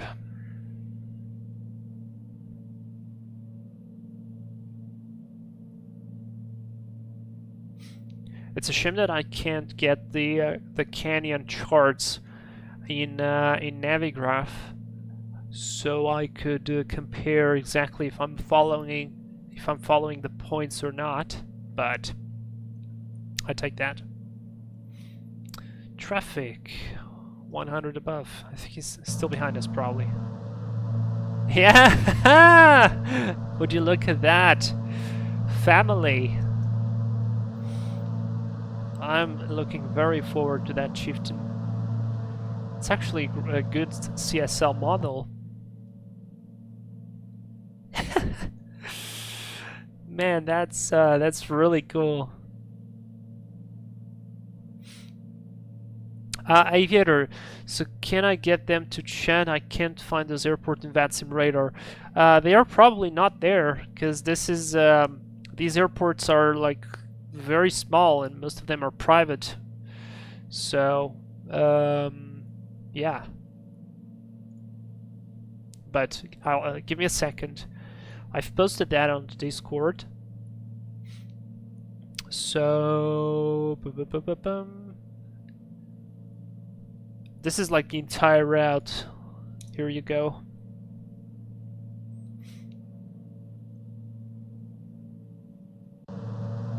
And a caravan, dude. This is freaking awesome. Where's the Cirrus? And the Bonanza. We need them as well.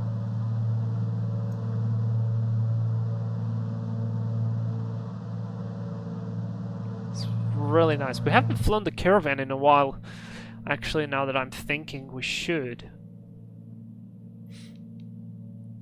We should. Yeah, everybody's coming to it. Emil is back there. Pretty good. Thank you, no problem. Bonanza is kind of slow on me. Ah, okay. Wait, so what airplane were you taking previously? It wasn't the Bonanza? What it was then?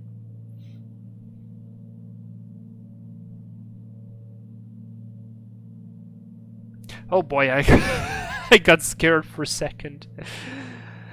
Oh yeah, the Cessna 337. That's the one that has two engines, right? In Portuguese, they have a name for it. It's like push and pull. So did he fly on a push and pull plane? And that's when they mean the Cessna. Yep, one in front and one behind. Cool. What cruising speeds can that one have? And there goes the caravan. Oh no, you're gonna rock me now! There goes the wake turbulence. Ah!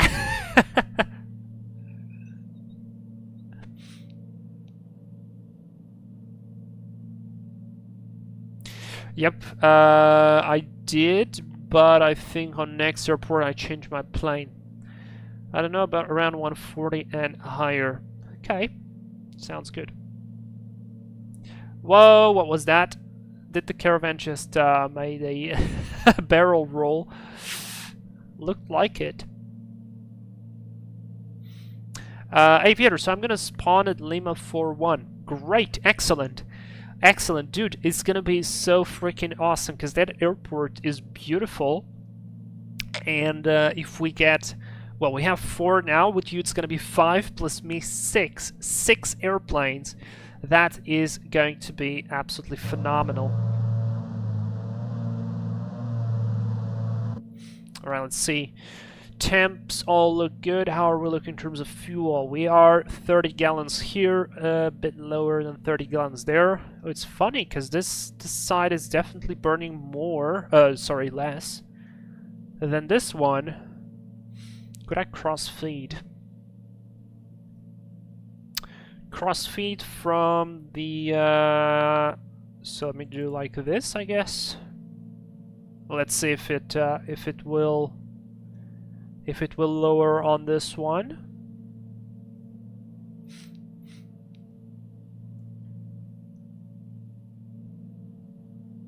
To get a nice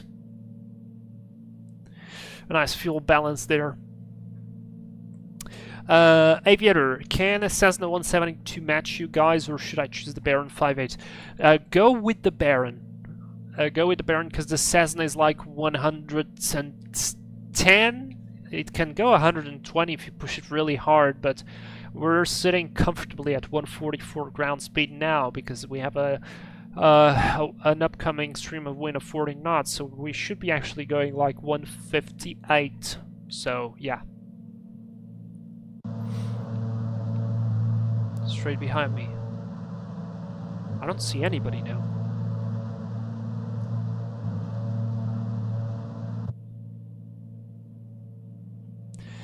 Emil is also on a Cirrus, so that's pretty fast as well. Everybody's catching up, in fact. About 3 miles away. Okay. Aviator, got it. We'll be waiting in there, and you guys at 1228 frequency. I have to check that because I didn't know, but apparently there were advisories for all of this. So let me check. .ctef L41. Oh no, AIP data was returned for L41. Yep. So 1228 is gonna be 1228. A firm. That is looking quite beautiful back there. Let me zoom in just so I can check a little. Look at this. Yeah, you cannot overfly this for sure. Probably also because if you have an engine failure here, you are literally screwed. I mean, there is nowhere you can possibly go here. It's not even a flat area. Probably it's because of that. Alright, 13 miles. And Aviator got it now. Have fun, bro. Focus on the descent or other guys. See you there. See you there, man. Thank you so much for joining. That's gonna be so freaking awesome. I'm so excited. Airspace between 2 nautical miles and entry in less than 10 minutes. That sounds good. Thank you very much, TCAS, for the warning. In fact, this airspace right here is higher level. Yeah, 190 to 220. Dude, I studied the entire freaking airspace right here. So yeah, max altitude 9,500. Oh, we even pass above Grand Canyon National Park. This would be one cool field to visit on a jet. Perhaps when the E-jet gets better, I'll fly there. I'm actually very excited for that.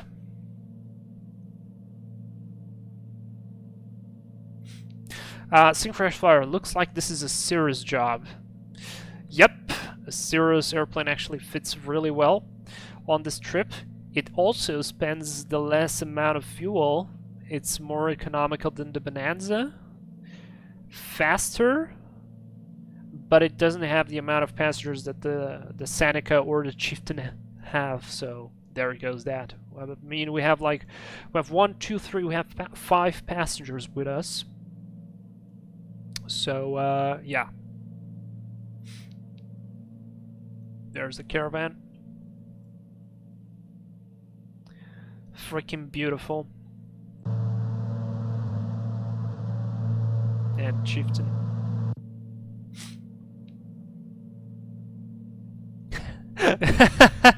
Golden Age. Nah, it needs to be loud and stinky. I like the Cirrus, man. I think each airplane has its own charm, let's say. I mean, like, for instance, Piper Cub. It's slow. It's not incredibly powerful unless you modify it. But dude, like, what you can do with it, it's incredible. You can land anywhere with that airplane. Like we did with the landing on the mountain. That was so cool. Sounds like Tupolev planes. Yes, in Crash Flyer, loud and stinky. That sounds about it. And I just got into somebody's wake turbulence. Yeah, caravans. Let's see. Streamlines, wake turbulence. Yeah, we just crossed that. Oh, there is another one right there. That's the Chieftain. Chieftain's probably kind of half power. Oh, somebody below us. That's the. Oh, that's. Wait. That's Noah. Yeah, that's LBU, Golden Age, and there's Emil in the back there on the Cirrus. That's pretty cool. So 1, 2, 3, 4, 5. Fantastic.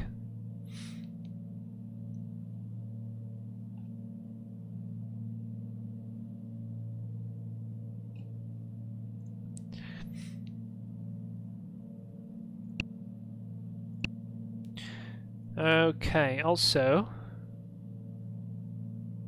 yeah, we're slowly approaching the airport. In fact, I can see it now. Be overflying it. Yeah, I see you. Let me take a screenshot of that. It's gonna be a trip to remember. Dude, you said the Bonanza was slow, but you are catching up. And catching up fast. I think only Emil is saving fuel and going slowly. Alright, there we go. We equalize the fuel. Let's put this back on. The engine didn't quit. So now we can continue.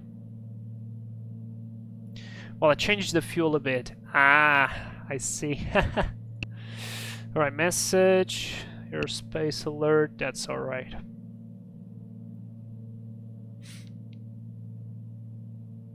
Caravan is sitting there nice and comfortable.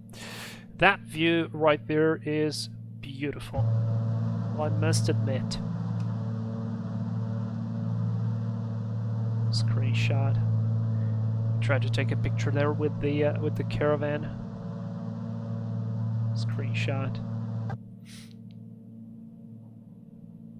0.8 of a mile, crossing the first visual point.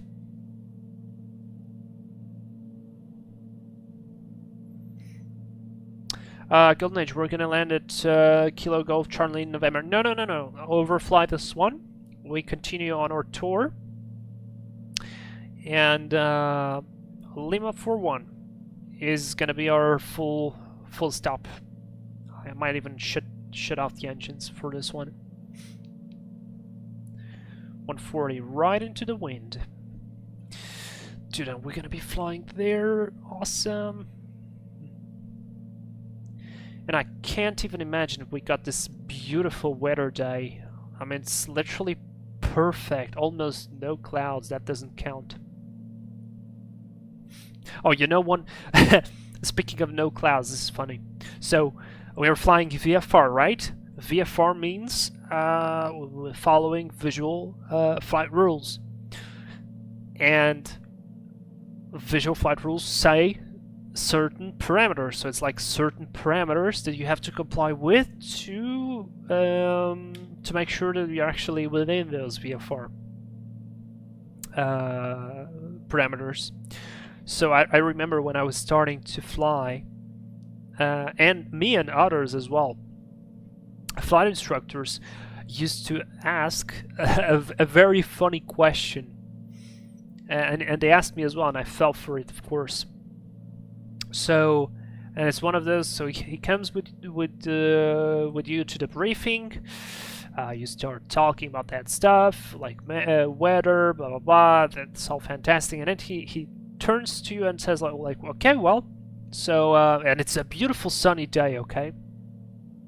He turns to you and with a very very serious face, like okay, all right, so so tell me what do we require to fly VFR? And so of course when you start all of that, you don't exactly remember, or not 100%, like what are the exact parameters for the VFR flight. So you kind of say that yeah, we have to keep like visibility, blah blah blah, etc. No clouds, we can't get into clouds, and he turns to you like with a very serious face, like oh, no clouds then.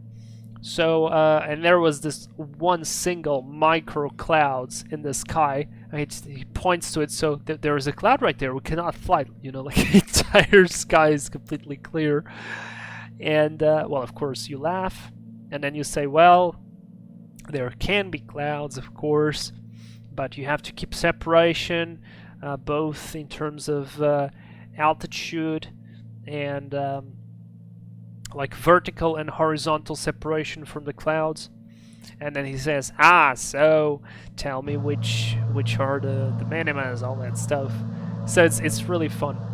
But yeah, I just remember today's one of those days, like yeah, we're gonna fly VFR, we can't have, or there can be no clouds, or we can't get into clouds. And like yeah, well, there are some clouds right there, it means we cannot fly, so flight's cancelled.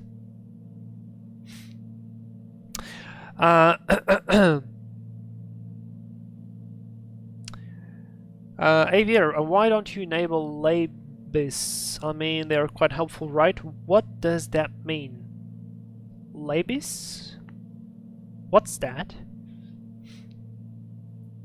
Synchrosphere, when the N2 comes out, is this a plane for you? So that's a very good question, because it is an airplane that would make for a series of very interesting videos, especially in Russia. And it's like, it's somewhat of a DC-3, but perhaps a bit more simple. Whether is it a plane for me, I don't know. I don't know, to be honest, because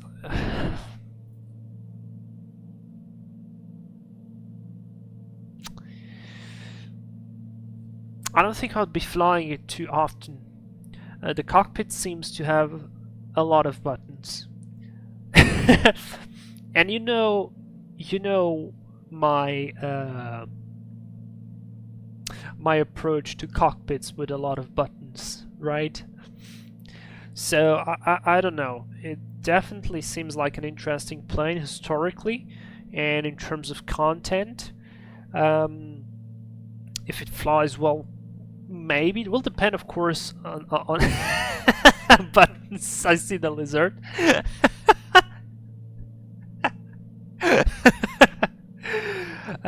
So yeah, there is that. I'm not sure.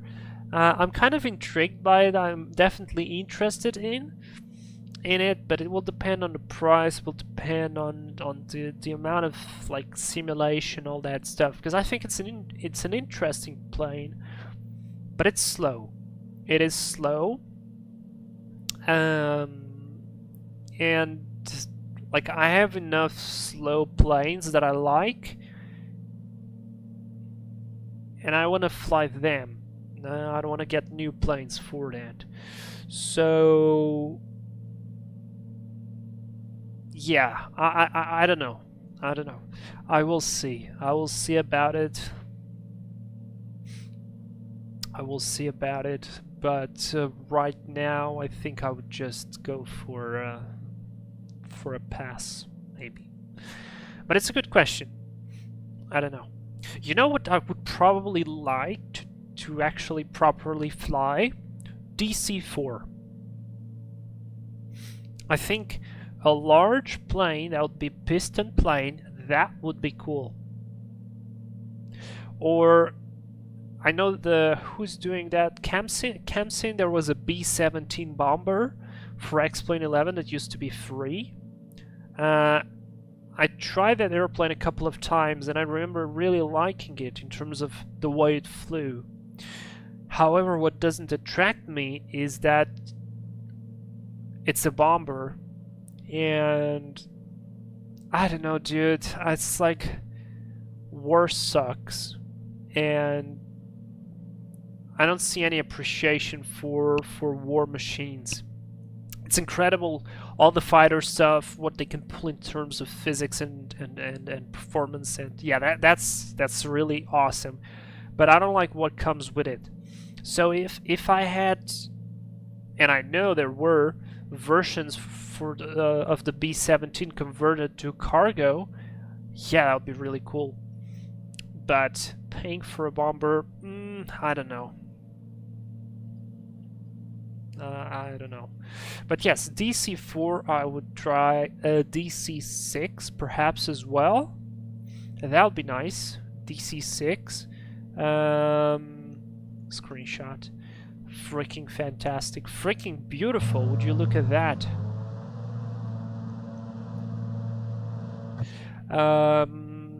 So yeah, I would like to have like a properly heavy piston, almost said jet, piston plane. I think that would be really nice. That would be actually really nice and really interesting to fly. But yeah, like a larger DC-3. I really like the DC-3, but again, the DC-3 is kind of slow. And man, do you see the road down there? Look at this road. Can you just imagine just going through this road in the middle of the forest, if it's like this in the real world, and just, I don't know, stopping right there and seeing this view? Holy incredible.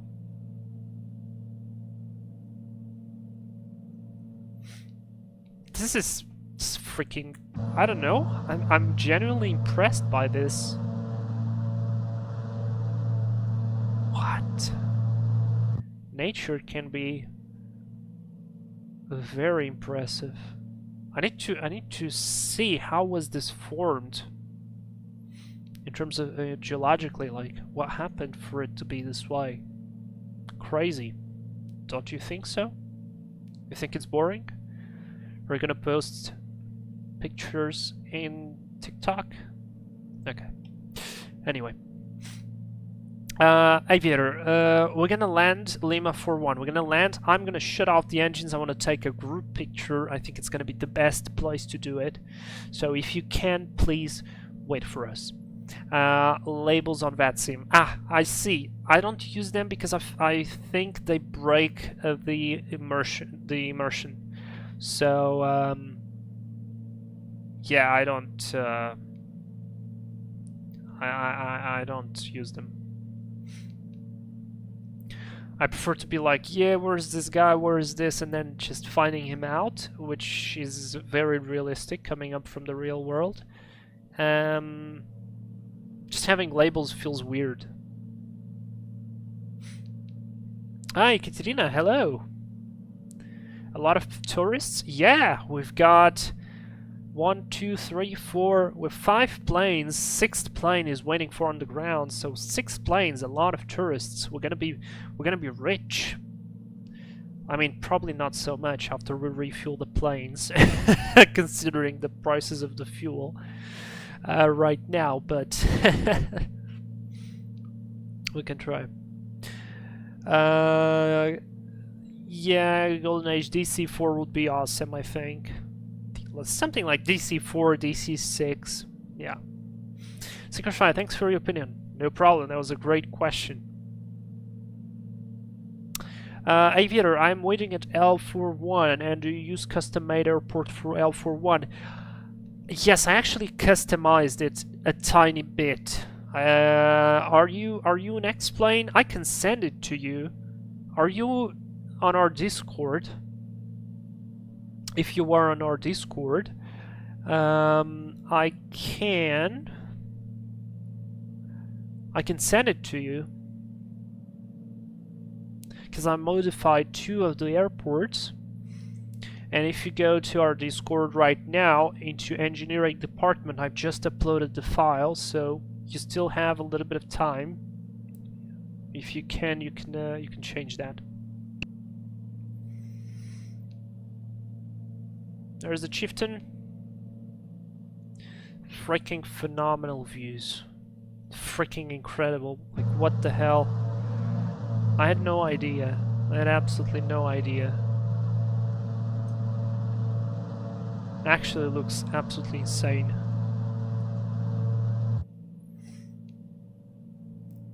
Alright, we're finally out of the headwind, which is great. And that means ground speed is up to 156. Even 157. Perfect. Ekaterina sounds good. Yeah. Krakow's Pilotis. Hey, thanks for using my livery. Thanks a lot. Grand Canyon looks pretty. Oh, wait! Was this your livery? Dude, I took your advice to going to Uniform Tango 25. You said about it, and I just explored the area. And I already had your livery because I really like it. And I'm like, okay, this is a good fit. This is gonna be perfect. And so I went, dude, this is awesome. This is incredible. Holy cow. Thank you very much for your suggestion. And also thank you to everybody who voted. Because I had, what, four airplanes? Yeah, it was the Piper, Cessna. What else was it there? I think Caravan was there? I can't remember. But yeah, but whatever. It was 4 airplanes. The Piper, the Piper Seneca won with a large margin. So it's great. Dude, and I feel like I'm flying an IFR flight plan because it's literally loaded in the Garmin. The airplane is flying it perfectly, and I'm just enjoying the view and monitoring the fuel. And by the way, our arrival is gonna be right here. Oh, look at that, hot air balloons. Hot air balloons. Our arrival is gonna be right there, somewhere right. Yeah, I'm pretty sure it's right there because we're gonna have to go this, then do a slight right turn, and then it kind of ends up in that area. So cool.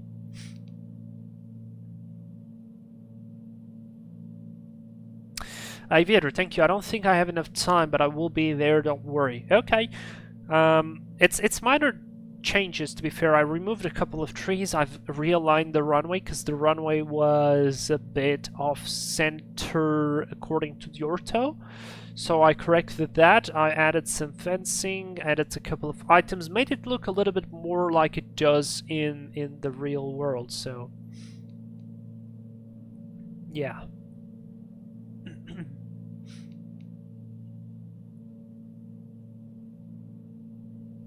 And I'm also very excited for tomorrow's flight. We're going to be flying from Santiago, Chile to Easter Island.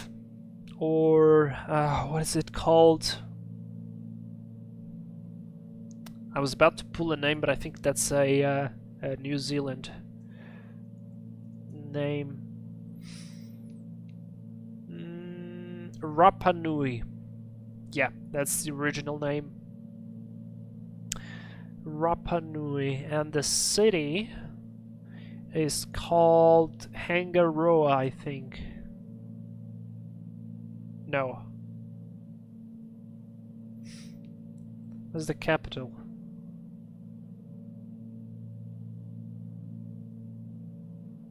Is that Hangaroa? I don't think so.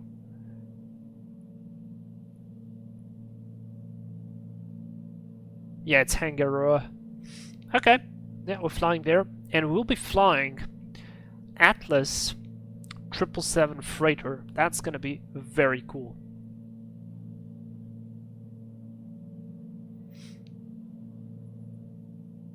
Dude, what a fantastic view. Holy cow. I'm absolutely mind blown. And I can only imagine how this looks in the real world. And look at that, there's 3 airplanes right there.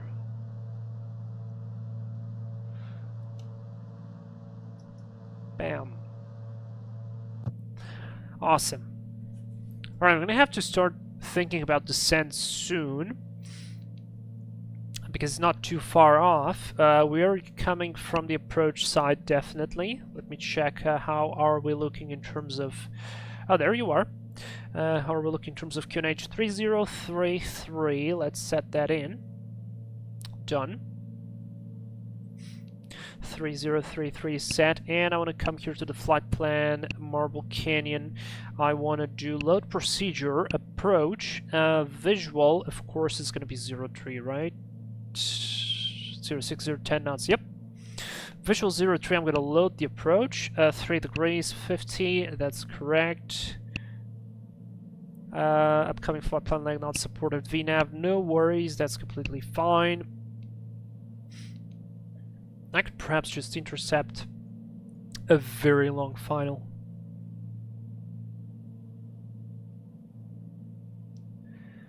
Pretty awesome. Pretty awesome, I have to say. Are we looking in terms of fuel? We are approaching the 20 gallons. Yes, we're definitely running on a shorter side, but relatively okay. As I'm going to shut off the engine at Lima 41, I will check the fuel amount that we have so that I know whether I have to continue or not.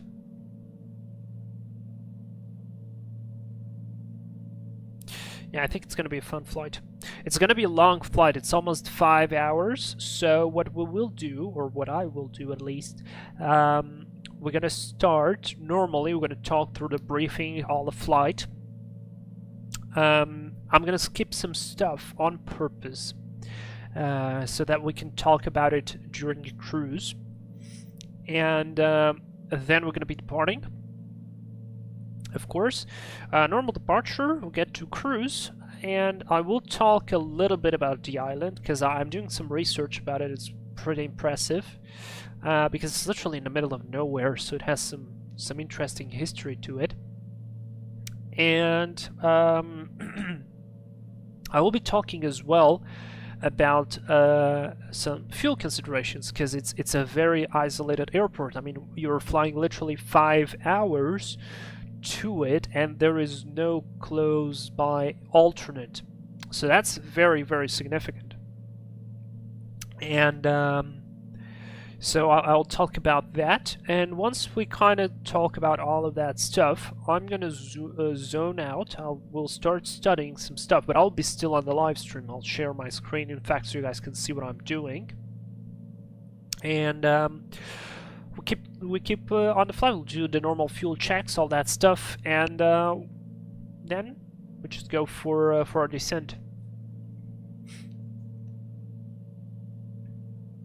Krakow's XPME, Auto Orto, or Orto for XP. First option.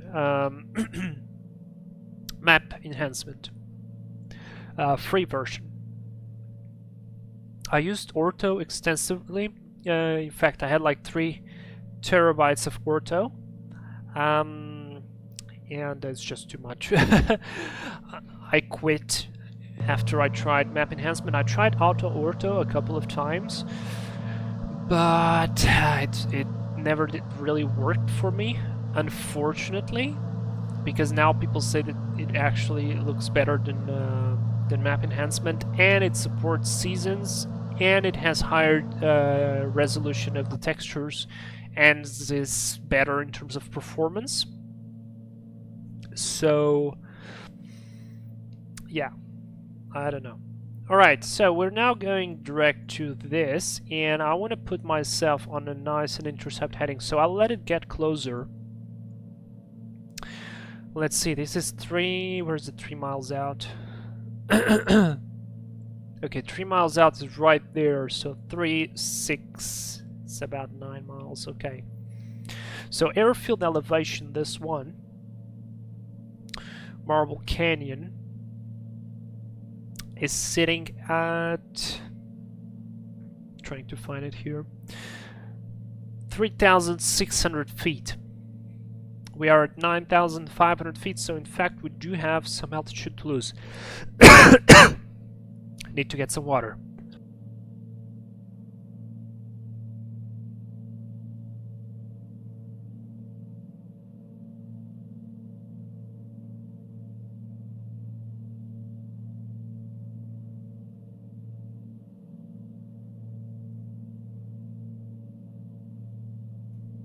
Alright, I'm back. Okay, so we fly straight to L41 to Uniform Tango 25. Exactly. Yeah, last leg is going to be very simple. Just a straight on. Just a straight on. Okay, so let's go. Heading mode, I want to open up like this. Heading mode on. Let's go back. Let's go back again. Oops, wrong turn. Procedure, activate the approach. So I'm now on an intercept heading, and this will get good. Willful. Who is this random yopping? What does that mean? And I will start descending as well. So altitude off. 1, 2, 3, 4. Remove some of the power. You see the slight movement of the airplane when you move the throttle. I thought initially that this was fake, but in fact on more powerful airplanes, for instance when I fly the twin engine in my flight school, this is exactly what I feel. And it is awesome that they actually are simulating it here. Alright. Give me a second, guys.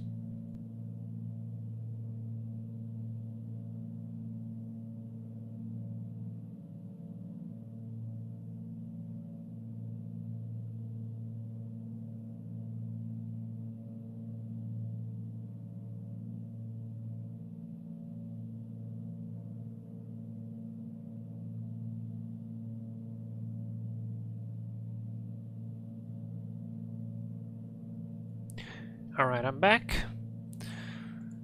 Let's get it a bit more descent there, because we're 13 miles off. No, we're not too bad. 13, that was what, 6?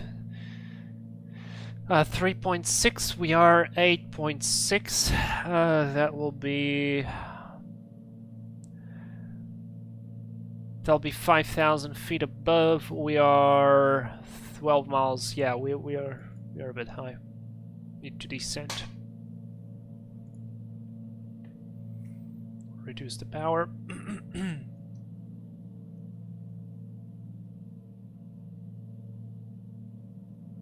I think this is the airport. Yeah, in fact, CDI live. I'm gonna put nav mode on.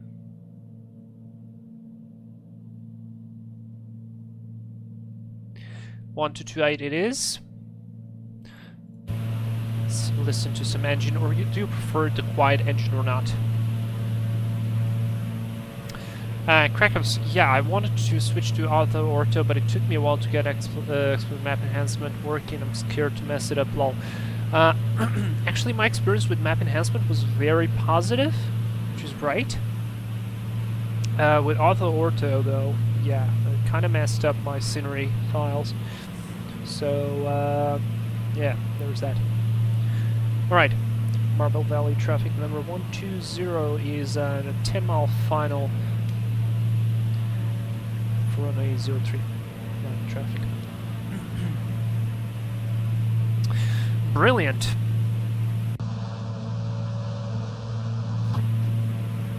Alright, speed is good, everything is good. We don't have glide slope indication yet, but I feel like we are in a good path, so we'll continue.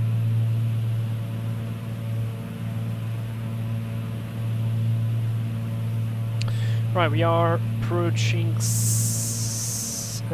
8 miles. At 6 miles out, we should be 2,000 feet above, because it's 1,000 feet on each 3 miles. So we want to be 5,600 at 6 miles out. We're We're still a little bit high, but we're doing good. There's still some traffic. Oh yeah, there's some traffic to the left of me. Somewhere. Oh, there it is.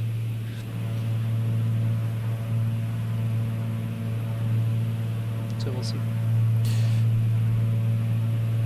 Golden Age, I just realized the wake turbulence for planes in front of you are now simulated in X-plane. They were a long time ago already. In fact, I think they were even in X-plane 11.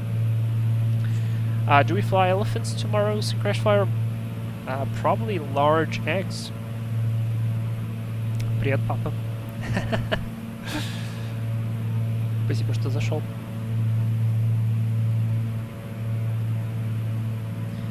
Alright, I'm starting to slow down slowly. Would you have some turbulence here?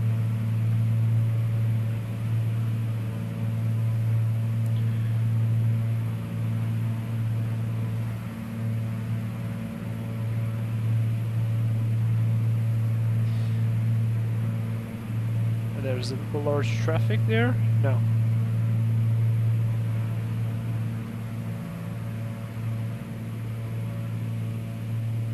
Nope, that's caravan, I think.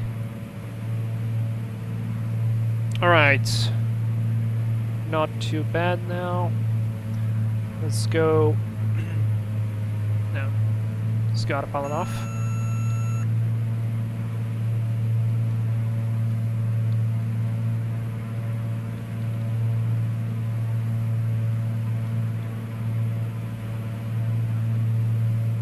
Put the landing lights on.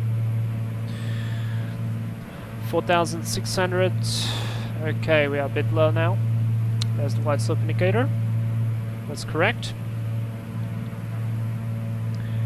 And let's go props and mixture full forward. Gear down.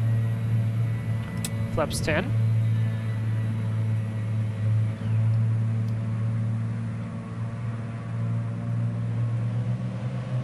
Skip outer knots for now.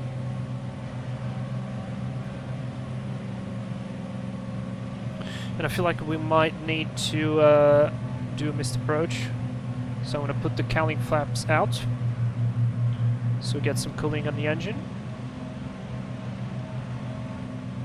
Alright, so airplane ahead of us just went out. That means we can probably continue. Oh, careful with the mountain there. Marble Valley traffic number 120 is on a 2-mile final, runway 03. Marble traffic. Marble Valley. Alright, this runway is very narrow, guys. Remember this, okay? Remember it for me. It's very narrow. And at the very end of it, there is the parking position. I see an airplane ahead of me, though. 500. That's checked. Why is it not an RT CAS? Let's go flaps 20. Let's go for 80 knots. I mean, I think I can land after him and flaps full.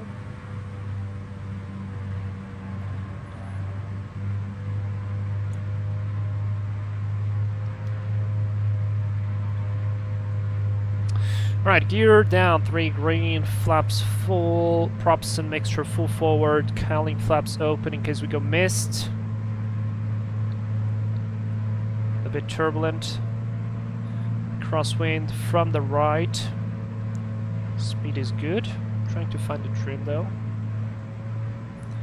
Right, that airplane just did a flyby.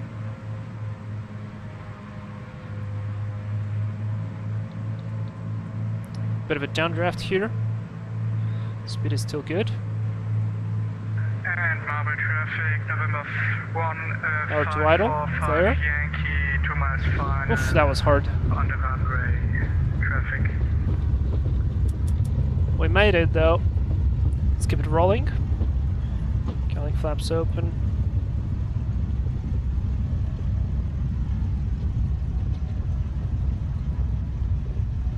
I thought we would have a little bit of extra energy. I think I flared too Traffic number 6 early. on 2 miles final on the runway.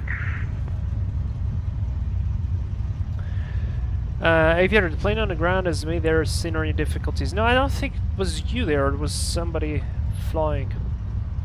Marble traffic number 120 on the ground and expediting. Run a vacate. Switch one of the lights off. Marble traffic number 120, runway vacated. Very good. Alright, let's park here next to this Baron.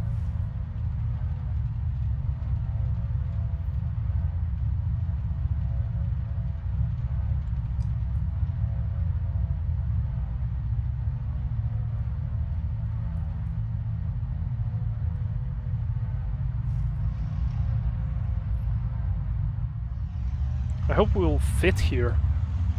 All of us. I think this is good.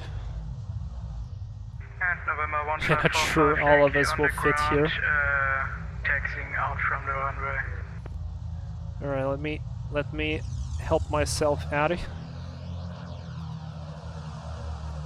real quick.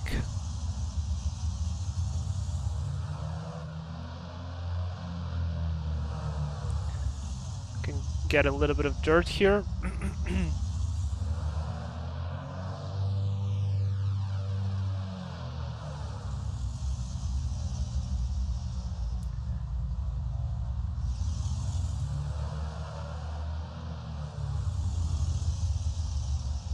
Alright, I'll stop here.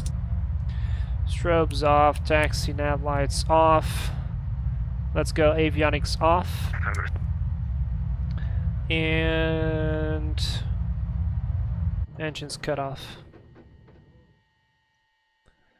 Excellent. Mags off.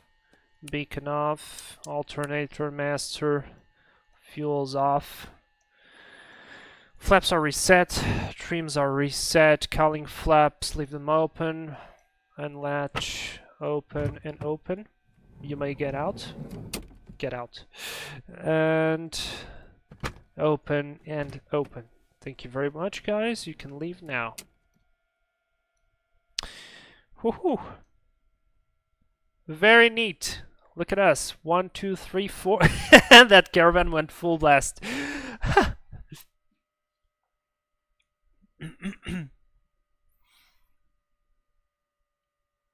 Yeah, I don't think that was very soft. And there's Emil. Oh my god, 1, 2, 3, 4, 5. We're missing one plane. Only one plane is missing. There he is. He's coming. It's Captain Iceman. Caravan is having a laugh. Oh yes. Okay, we're missing the last airplane.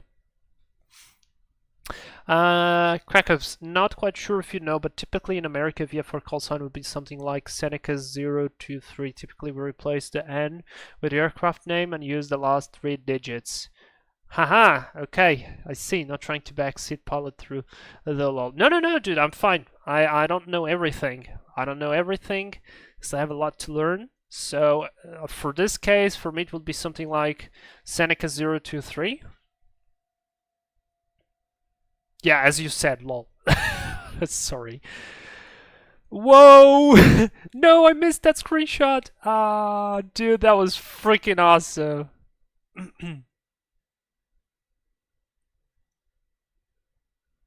That was freaking... And that was low as well. Now we're just waiting for him to do the stop. Whoever's on the caravan, be careful, because we shut off the engine. We're still with the landing lights on. You're gonna drain your battery.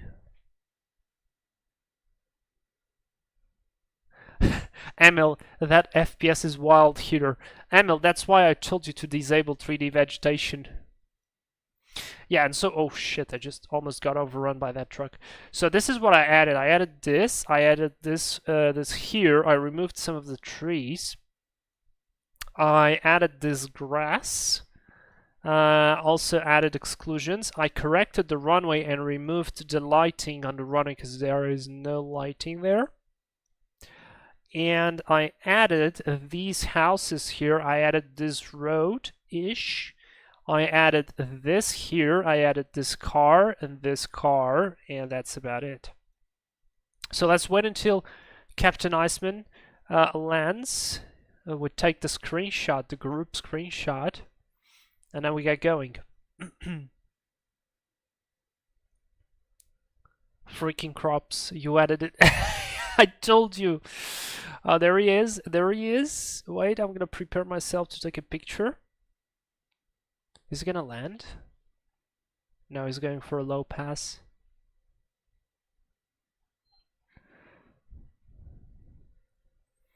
Aviator, can you please pull your Baron so it for it to be a bit more aligned with us? Like pull your nose towards the left. Look at it go! Screenshot. That's freaking awesome. Well, I took it. Yeah, thank you very much. That's perfect.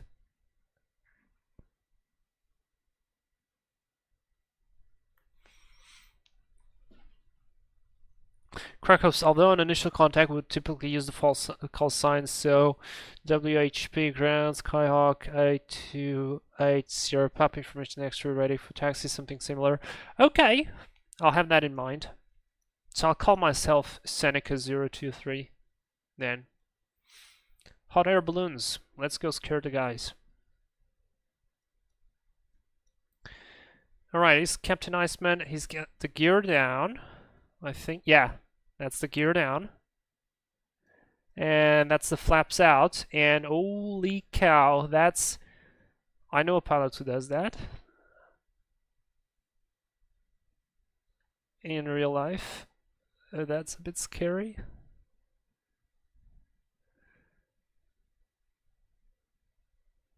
I mean, he's gonna land?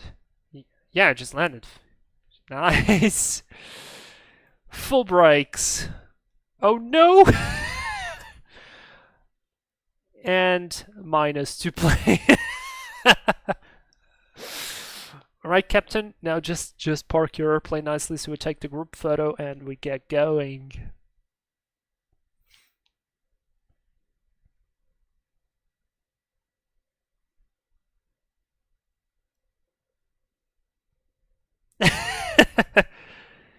Can you park it somewhere right here between the Seneca, between the caravan and the other plane, like in the middle of the dirt? That'd be perfect. I'm not sure if he's watching though.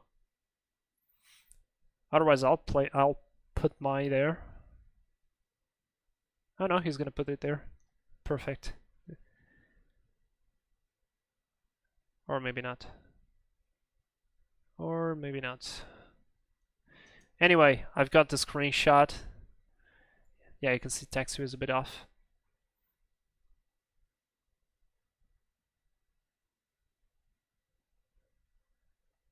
I freaking love it.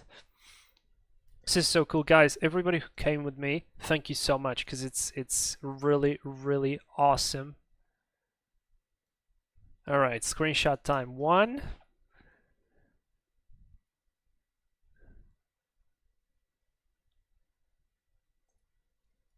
Two. And 3. That's it. Alright, let's go. It's time to go. Final destination. Holy shit. She scared me. You scared me. Close the door. Close the... Alright, it's latched. Everybody get their seatbelts fastened. We got the fuel on, fuel on, fuel on. Let's see. Master, alternate, beacon.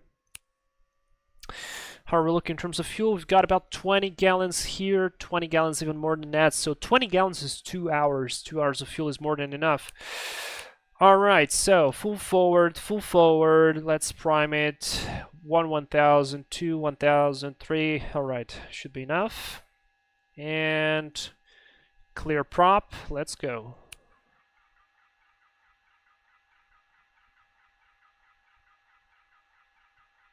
Did I flood it again? Oh, for fuck's sake, man. Come on! Not only I flooded it, I did not put the mags on. Alright, so let's do it like this. Start.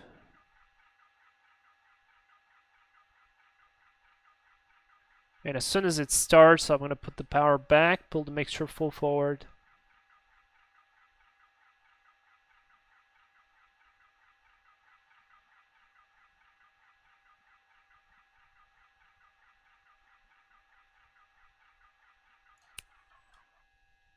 Is it still flooded? No, it's ready now.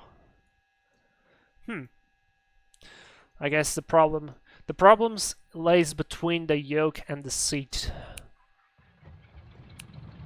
Go, go, go, go! Ah, crap. Now it needs priming. Alright, it's priming. 1000, 2, 1000, 3, 1000.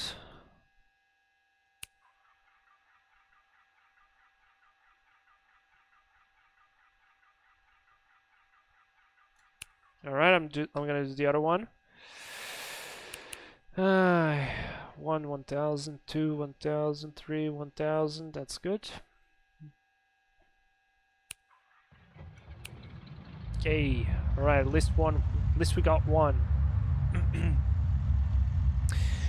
Alternator is charging. The other one is flooded again. God damn it.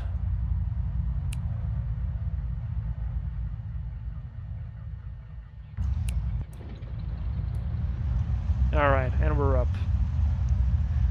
Mags are on, nav lights, strobes, landing lights coming up, flaps are not required, avionics on. Good, so now, because the wind is coming from this side, we're gonna have to take off each at their time. So, because we have to backtrack. Whoops, there goes Noah. Or no, sorry, there goes the caravan. So caravan is gonna go first. TAS, system test okay. Whoever is gonna be next, I'll wait because I want to put the flight plan in. So Uniform Tango 25. I'm gonna put enter here. I want to go to the map and I wanna fly straight out. Graphically edit the flight plan. Let's say we fly to here. Done. Good, that's set. We'll do 9000 maybe again.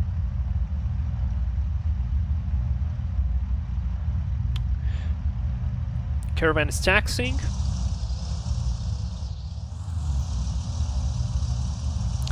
There's not a lot of space there, so actually we'll have to wait.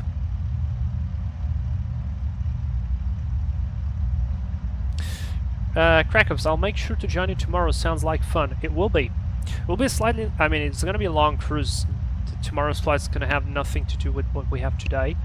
But it should be fun anyway. Especially because I'm anticipating that we will be close to our maximum takeoff weight and maximum landing weight. So it's going to be cool. Shitipi, how much fuel do you have left? 40 gallons, a bit more than that. I would say like 41, 42, but I checked that. Yeah, 23.8, 21.4.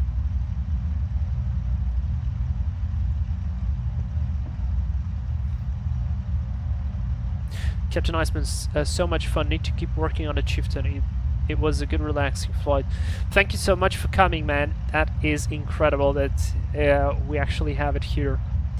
Alright, so let's see. Did the caravan take off? Did I miss that again? No, it didn't, but he's gonna take off now. Marble Valley, Seneca 023. We're ready for departure, waiting on the queue. If the engine is hot, you don't need to prime it. Yeah, see, I needed some refreshing on a Seneca, and I did not do it, and that's a shame. Alright, so we're now sitting, waiting here. I'm gonna lean the engines a tiny bit. There goes the caravan. Beautiful. Oh boy. Marble Canyon. Oh! Bonanza 453. Did he stall? Take off 21. That was actually scary. Alright, the Bonanza is going for it. Next is the Baron. I'm gonna position myself slightly ahead as well, behind the Cirrus.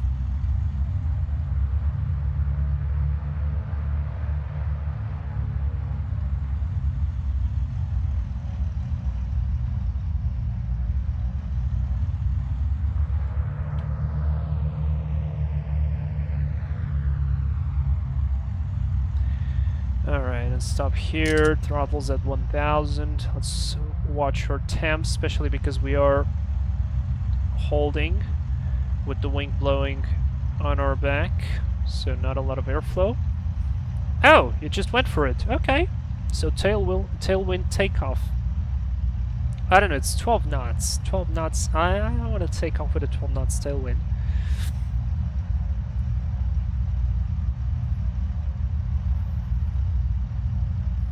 Cirrus, you want to go first? No, I'll go first. It's okay. Alright. Thank you. Look, I share pretty fast, so don't worry about that. Yeah, that's true.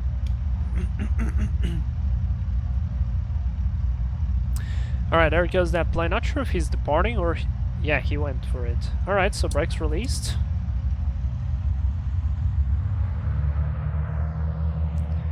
Marble Valley, Seneca 023 is going to backtrack, runway 03. Alright, let's get the strobes on, landing lights on, everything is good. Should have done the run up, did not do it. What an awesome place.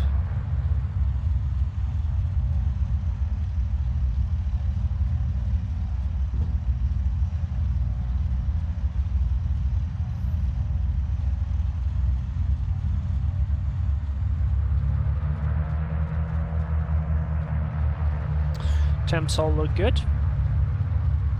Let's go prop mixture forward, so we don't forget it now. Cowling flaps are open, that's good.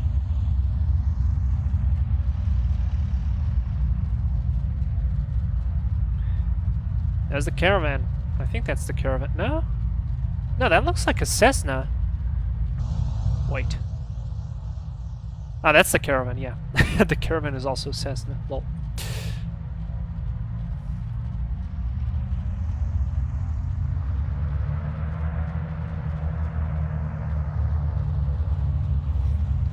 Beautiful place, absolutely stunning.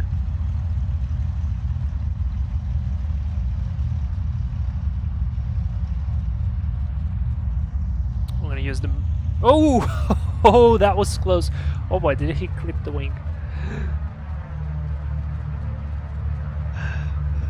We have a lot of air show today. A lot of brave pilots.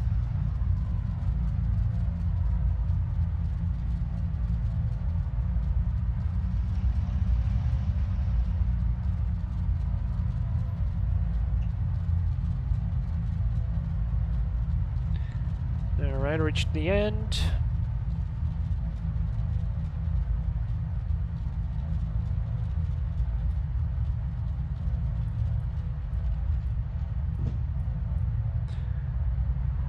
Do the turn.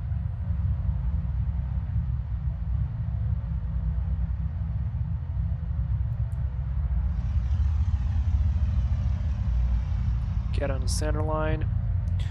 Alright, I'll hold the brakes now. Let's spin the props. Get to 1,800. I'll do a very quick Mach check. Checking right. Dropped. Recovered. Dropped. Recovered. Left. Dropped. Recovered. Dropped. Recovered. We're gonna pull props. Okay, it works. Good. Everything is good. Marble Valley traffic. Seneca 023 departing. Runway 03. Alright, let's go.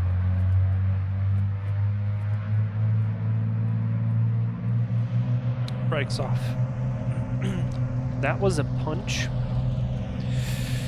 Alright, powers are all looking good. Speed is alive.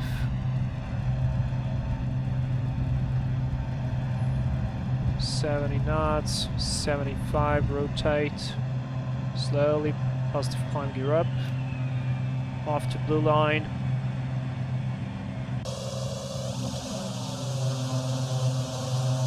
Do some wing rocking.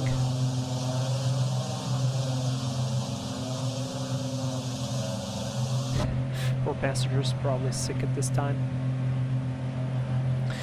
Alright, straight ahead, lights off. Climb power. Props to 2450. Set. Mixture lean. Speed. Good. Alright, so let's see if I can outclimb these mountains. If not, we're gonna have to do a 360. But I think I will. That little air show was me. Golden Age, I see. How are you enjoying the Bonanza?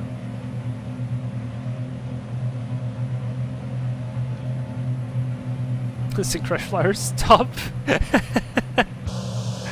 Just a little bit more. No, I'm joking.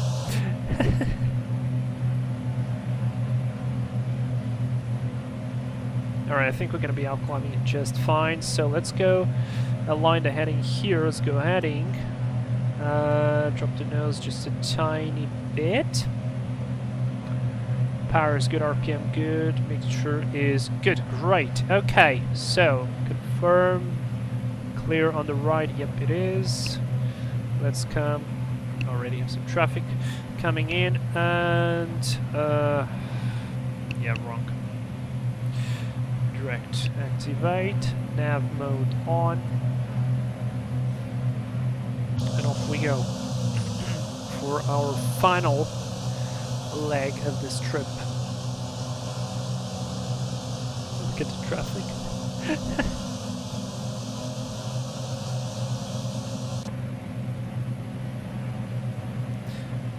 Fly the plane now. Synchronize the heading. We're climbing to, let's see what's the grid here. 8.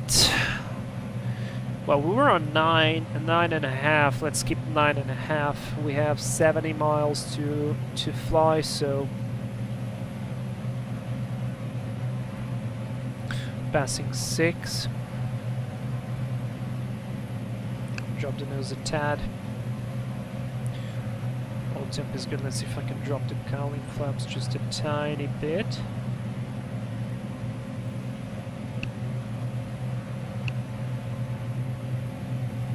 That was great. I will be passing now. What is this called? This city here. This is Page Airport.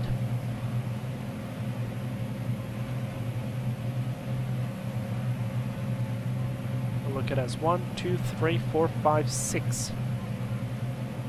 Freaking awesome. And into the headwind again.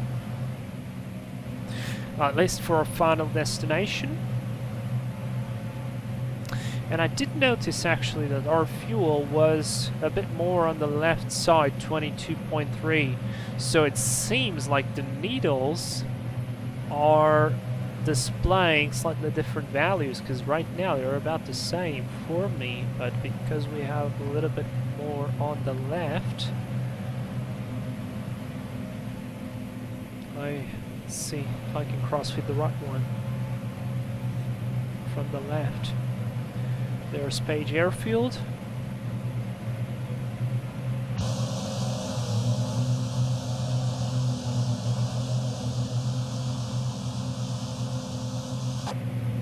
Absolutely beautiful.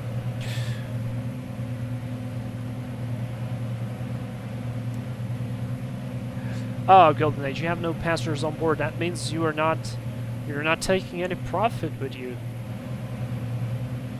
We already changed passengers. What? Consider, let's imagining we would have made the proper stop. So the funny thing here is this blue line means that if we have a complete failure of the engine, we could have glided to that airport, because this is the gliding range. I mean, yeah, right now, 100% sure I would have done it. Drop the nose a tiny bit more. Get more speed in. Passing 8,200. Let's get the latest QNH.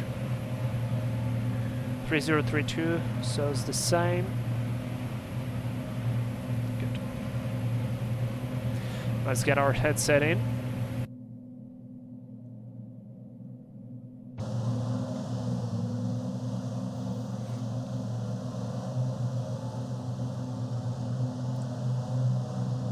Really awesome.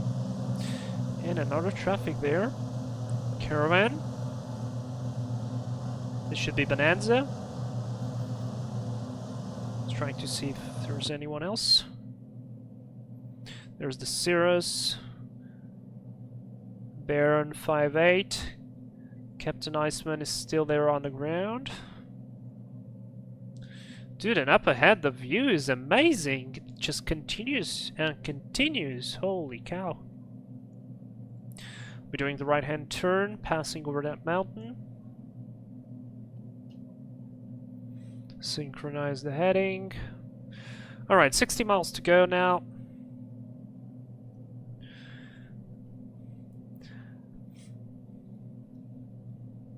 I'm wondering whether I should keep the track here. I think the time, distance, time, ground speed, and wind would be more important. Let's see. Change user fields. Let's change this to time, current time with seconds. Outside our temp not required. Time to top of descent trip timer, no. Cross track error function. No. Now that's page, wait. So it has to be one of those times, right? Distance bearing from destination airport, distance to waypoint, distance destination, desired track, en route safe altitude, estimated time of arrival. Let's see, ETA 2023 UTC, so that will be in 28 minutes. Okay, let me see what else. ETA destination, ETA estimated time en route. Yeah, I want this one. Perfect. Good. 27 minutes. Good. Because the other times, I think we can get it on the route. No, track distances, but no times. Alright, Monument Valley. Let's add some altitude there. Monument Valley is sitting at... Uniform Tango to file. Let me get this real quick here. It is sitting at an elevation of 5,192, so 5,200. So I want to overfly it at 6,200 feet. MSL. Activate vertical direct to Uniform Tango at 6,200. A firm. And oh, we went through. Oh my god, this plane just keeps climbing. All right. No altitude alert.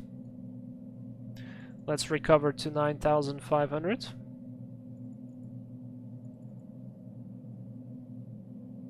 Smoothly. So I'll use this to remove some power. Get some props out to 2,300. Just like that. Lean the mixture. And close the cowling flaps.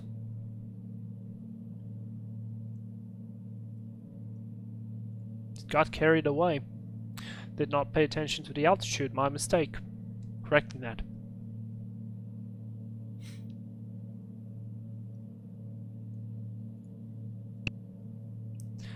Right, because of that we'll benefit a little bit from our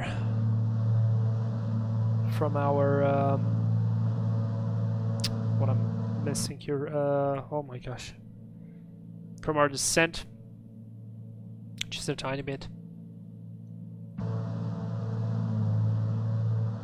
It's freaking beautiful. And the terrain will become more and more red every time. So we should have VNAV calculator here, right?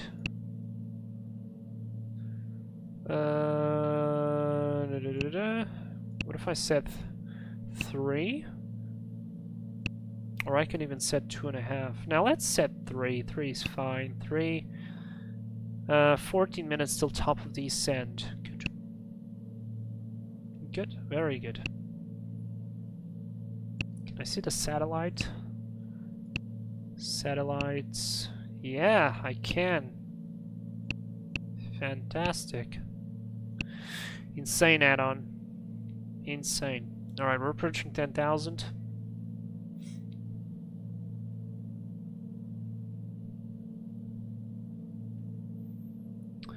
This is really the grid here is 10.7. Could have kept 10.5 actually.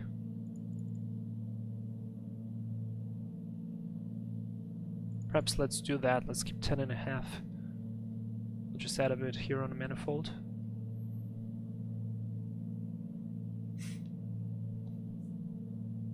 Temps are fine, everything is fine.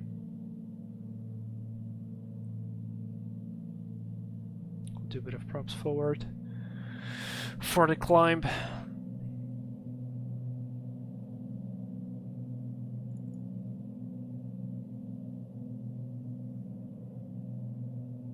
So we can stabilize the airplane.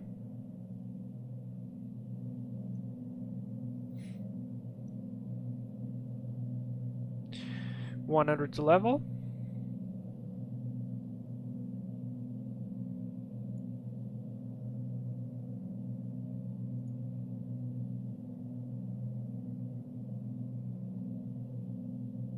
And altitude. Good. Put the power back again. Pull the props to 23. There we go. All is nice and stable. Temps are good. We can fly.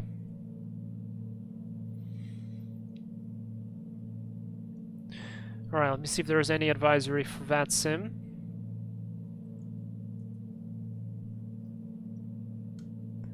No AIP data.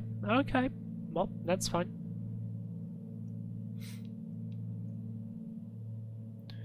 That is fine. Oh boy.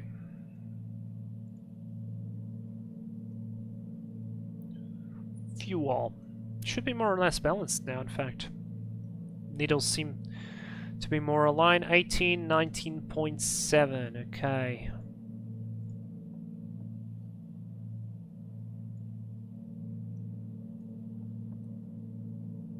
Yeah. Let's burn a little bit from the right one. Let's see what's the outside air temp. Literally 0 degrees. Wow. 0 degrees. So we are sitting at 10. Should be at 0 degrees. So our true airspeed will be 155, 54-ish. Considering we have a 9 knot headwind. Yeah, that's correct. That is correct. This livery just fits perfectly.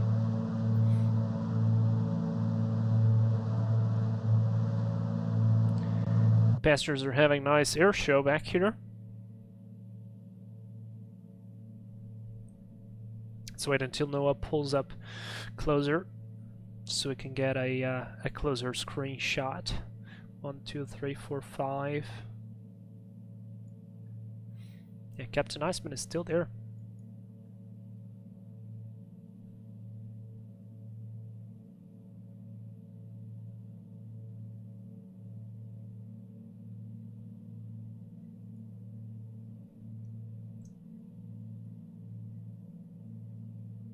I'm trying to take a picture for Instagram.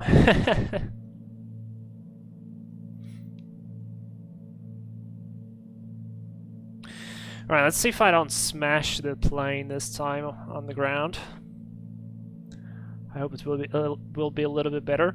And our airport should be just after this mountain, literally on the other side of it.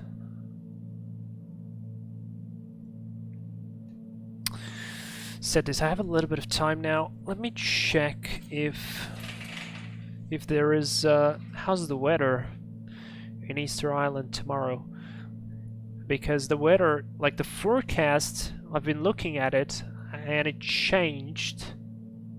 It changed like 5 times? No, 3 times. 3 times it changed. So that was quite funny. Alright, I'm trying to find the island. There are some smaller islands, interestingly. Island of San Felix, which has a runway, which is... What? We have to visit this. Wait, let me show you. How much time do we have? 15 minutes. Yeah, we can have a look. Check this out. I'm at Windy. Island of San Felix. There's also these ones. There's a runway there. And check this one as well. No runway. Okay, we need to get into Google. And check this out. Hangaroa. How's the forecast? Oh, thunderstorm today. Interesting. Tomorrow, cloudy. It's definitely getting more and more cloudy, and I don't like that. I don't like that because even though we have an ILS there, the ILS is not a precision ILS. It's not. It doesn't even go to 250 knots above threshold. It's higher than that. So we'll see. We're gonna have to. I really have to consider whether we go or not. In fact, the wind is fine. Wind is pretty calm. 11 knots maximum. I mean, considering we'll be departing close to 12 UTC. 12, let's say, would depart to 13. No, wait. I said. Yeah. 12, which has got some turbulence there. 12 would depart to 13 plus 5, it's gonna be 18. 18. Yeah, the wind is fine, clouds are fine. Yeah, I think it should be okay.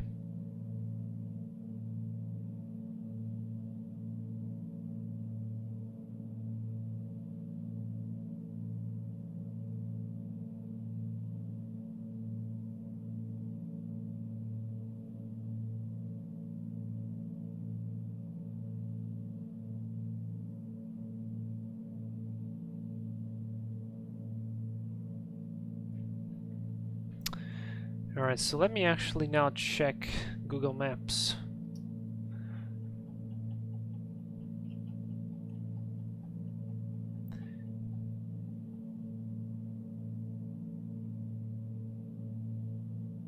So...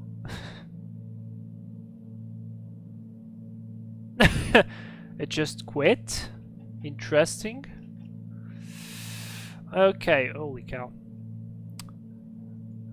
Hangaroa, there you are. But I didn't want to see Hangaroa, I wanted to see the other islands.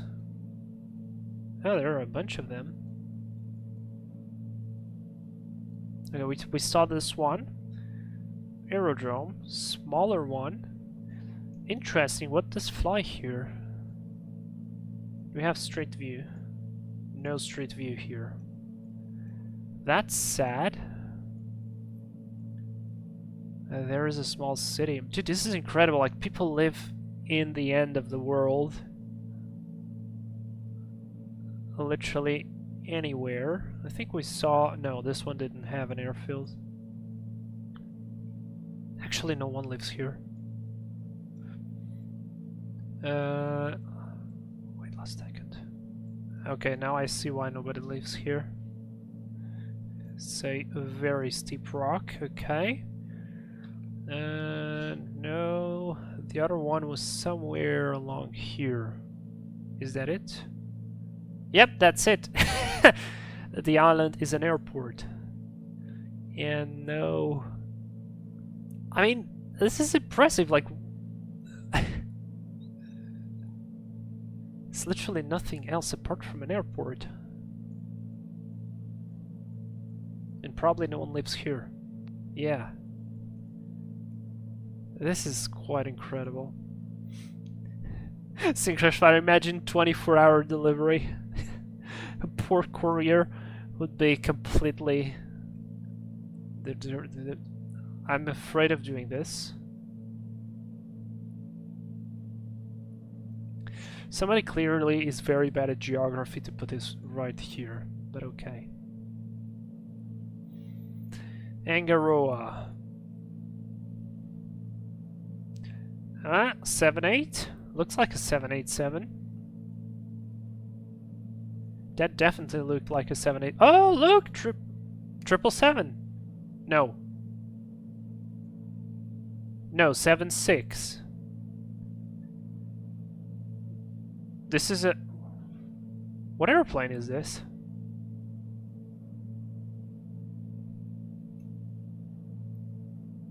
Bravo Kilo Bravo. Somebody get the registration of this. I was about to say it's a 777, but it looks a bit like... Yeah, wow, okay. Okay, Dreamliner, this one's easy. Freaking awesome people posting this. We'll be going here. ShayTP, now only the 787 flies there. Well, somebody's back. Ah, no, wait, we saw this one, sorry. This is the other one. This is the same, just further ahead, okay. 787. Oh, dude, running the old livery. When was this? 2017. 787. This was the 777, right? Yeah. Maybe there's another one. I don't know. What airplane is this? Kind of looks like a... Dude, I don't know. I think it's a 76. I think it's a 76. Aviator 76. Synchronous Flyer says... Okay, now it's a 777 from this perspective. This is clearly Bravo Kilo Alpha. But this one looks different. The engine looks different. 777-200 ER. So 777s did fly there. Good to know. Let's see what else we have here. No, this is the one I saw. Latam Cargo. This is the 78. Aeropuerto Mataveri. Very nice. 78 as well. This is so awesome, dude. I enjoy sometimes just visiting this stuff. Just checking what there is. Some holy cow. Got scared by that. Sorry. Latam again. Alright, I think we got the idea. I'm gonna fly there. It's gonna be pretty cool, I think. Okay, so 7 minutes to go. Top of descent is up ahead. We're looking good. Terrain is getting more and more red, which kind of contrasts very well with the blue.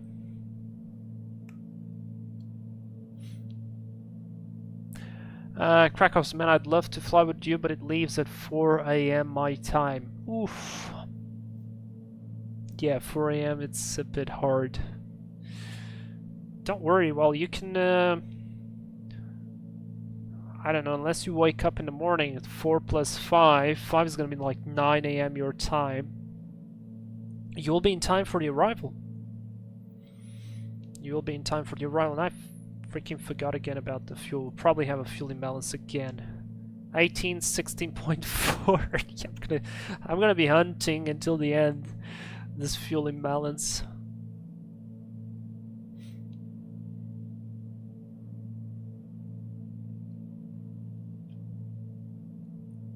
Alright, 1, 2, 3, 4. Vertical track. That is absolutely checked. And I believe you have to hit approach for it to follow.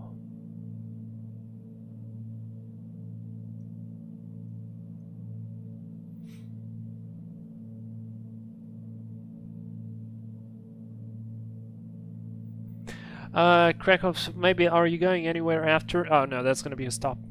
5-hour flight, 5-hour stream. Nah, that's gonna be resting time for me.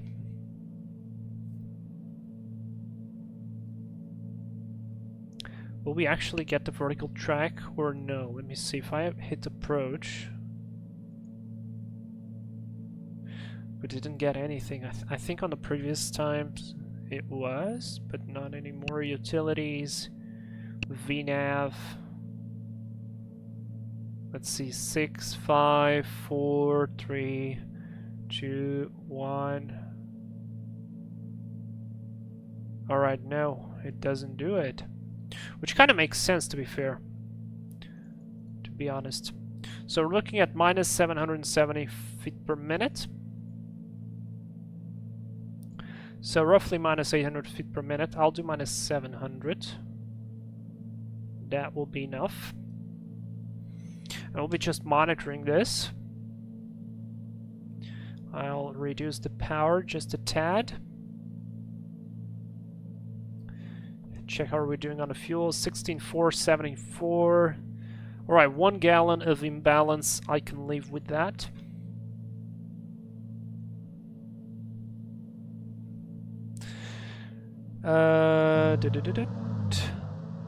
Look under you. Oh, I see. I see. Yeah, the terrain has drastically changed to this red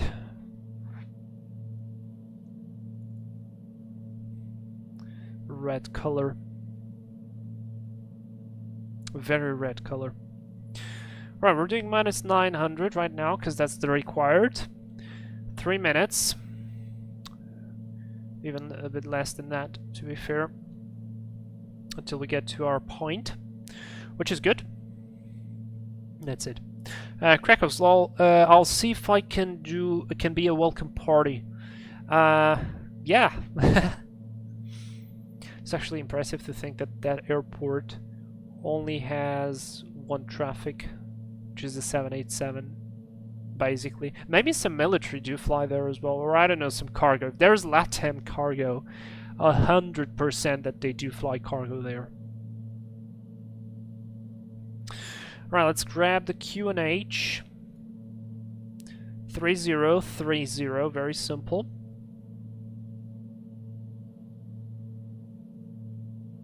It should be right after this.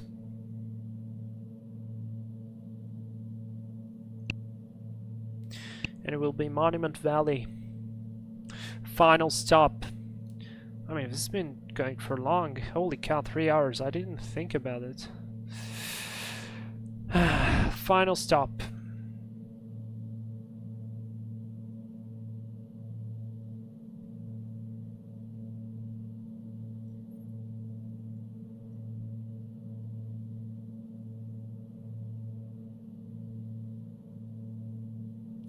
Two minutes until we get there.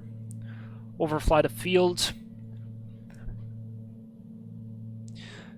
In fact, I'll probably do visual. Visual, this is gonna have to be 1.6. There are no other options.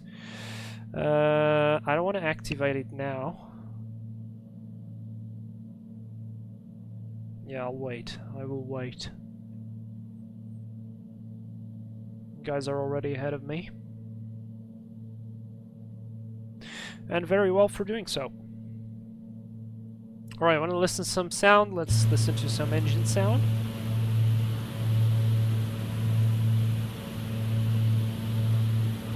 I want to overfly the field first. 1,000 feet above. And continue. So, field elevation. Field elevation will be, or was, or is 5,200. So we're looking for 6,200. Alright, I see the runway. Let's go autopilot off.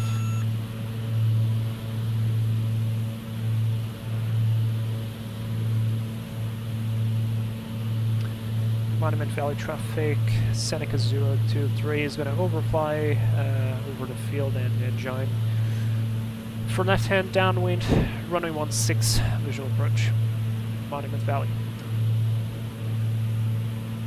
Let's activate the visual. 16, activate. Good. Got guidance. I will leave. Monument ready, November 45. I'll leave this heading, in fact, Yankee, to be reminded to the left, if I decide to go around. Monument ready. And then valid traffic number 2 Full Shell Delta on short final runway 35. Oh, I actually see him. Wait, there he is. There he is.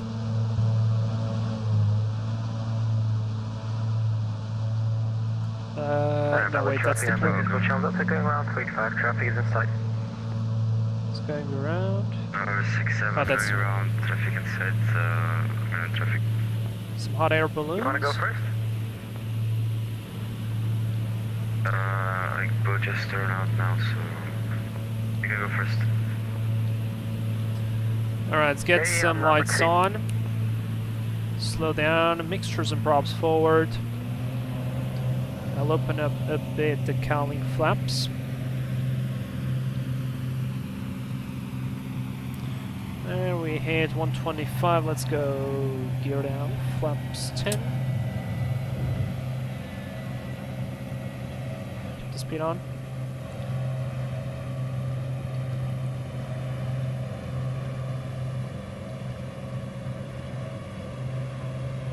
Trim the airplane.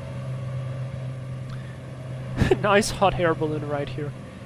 Monument Valley traffic, Seneca 0, Seneca 023 is left hand downwind. Will be number 3 for approach runway 16.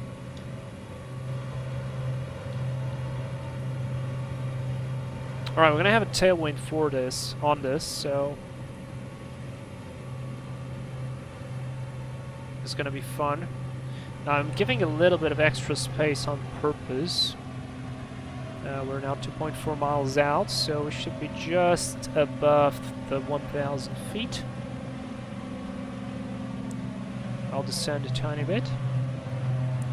Here with the turn.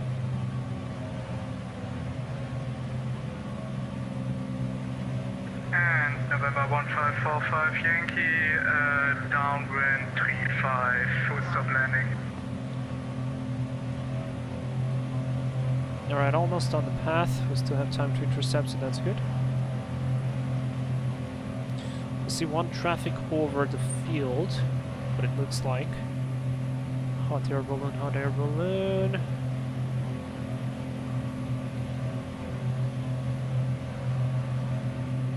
Yeah, there's one traffic over the field, 100%. Whoa, that was a descent. Bit of too much. Monument Valley traffic, Seneca 023 is on final runway 16. We are 2 miles out. 500. That's checked. Bit of tailwind.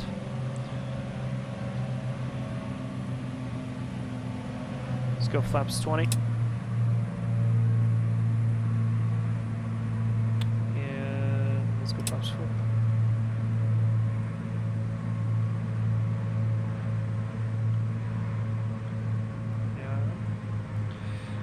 Feel like we're high, so I'm gonna trust my own instincts.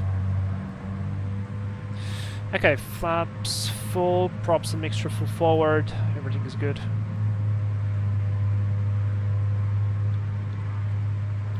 Speed is on the low side.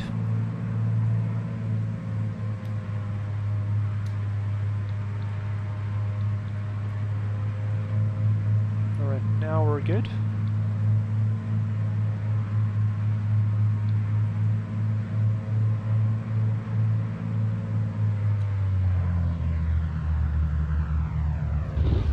Yay, finally a nice landing. Yay. Let's put the flaps up, open the cowlings.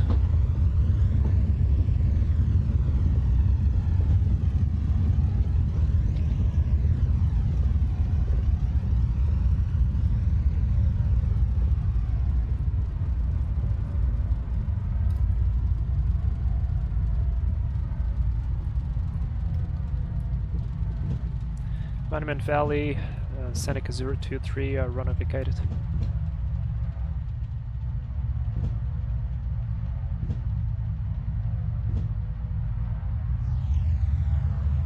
Let's just turn towards the runway. Invalid traffic number 67 and final runway 16. And stopped. Parking brake is set. Landing lights off, strobes off.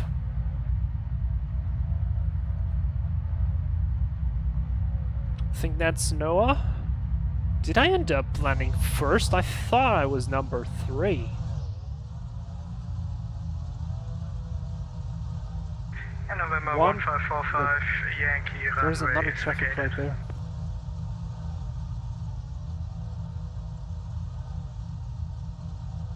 Trying to catch everybody.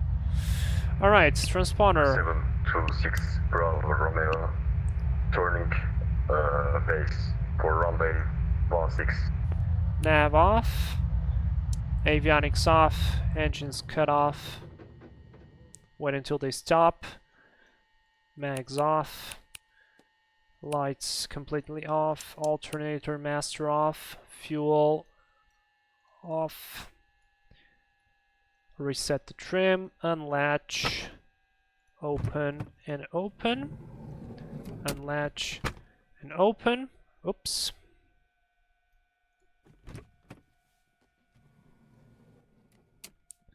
Fantastic. Who's landing now? Alright, that's the Baron. Where's Emil? What are you doing, Emil? Hello?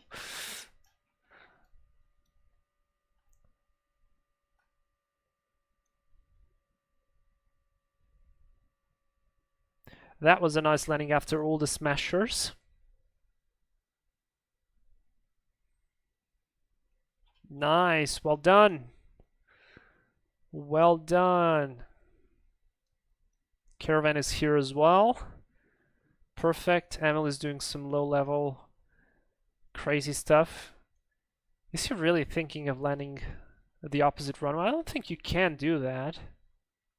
But I think he wants to do. Clearly, I mean, it could be possible.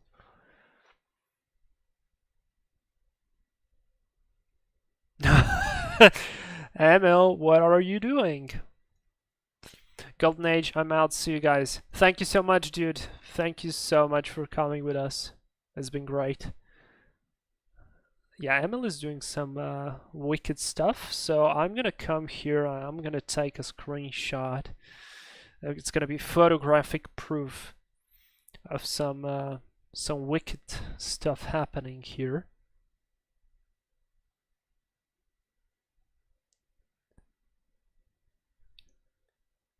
ShyTP, it's been fun. Bye. ShyTP, thank you so much for coming. Screenshot. And he's on the ground. It's a 3-pointer, but it's on the ground. Alright, well, Krakow's, thanks for the fun stream. You're welcome. Thank you very much for coming. Aviator, the Baron landed is me. That was a nice approach. Well done, and it was great having you here. It's awesome to have other people. Emil is coming back. I'm gonna wait for him here. But until then, thank you everybody for your support. I hope you enjoyed this nice little live stream. Tomorrow we're back. We're back with the 777, very different type of flying, fully loaded most probably, and we're going for the Easter Island. We're going to drop some cargo, which is going to be really cool. So yeah, thank you everybody. I hope you enjoyed this little fun stream on the Piper Seneca. Definitely try to do it yourself as well. It's really nice. And there goes the Cirrus at Mach 1 for the final shot. Yep, at Mach 1 in... Oh, okay. It saved it last minute. So we are gonna, of course, take the picture here with the Monument Valley, and we'll end here. Daifuka, I was quiet, but I watched most of the stream. It was great. Thanks for the show. Thank you, Daifuka. It was great to see you here. Alright, guys. It's been awesome. I have to do other stuff right now. Thank you very much. We'll see you tomorrow for more. Yeah. Have a great rest of the day. Bye-bye.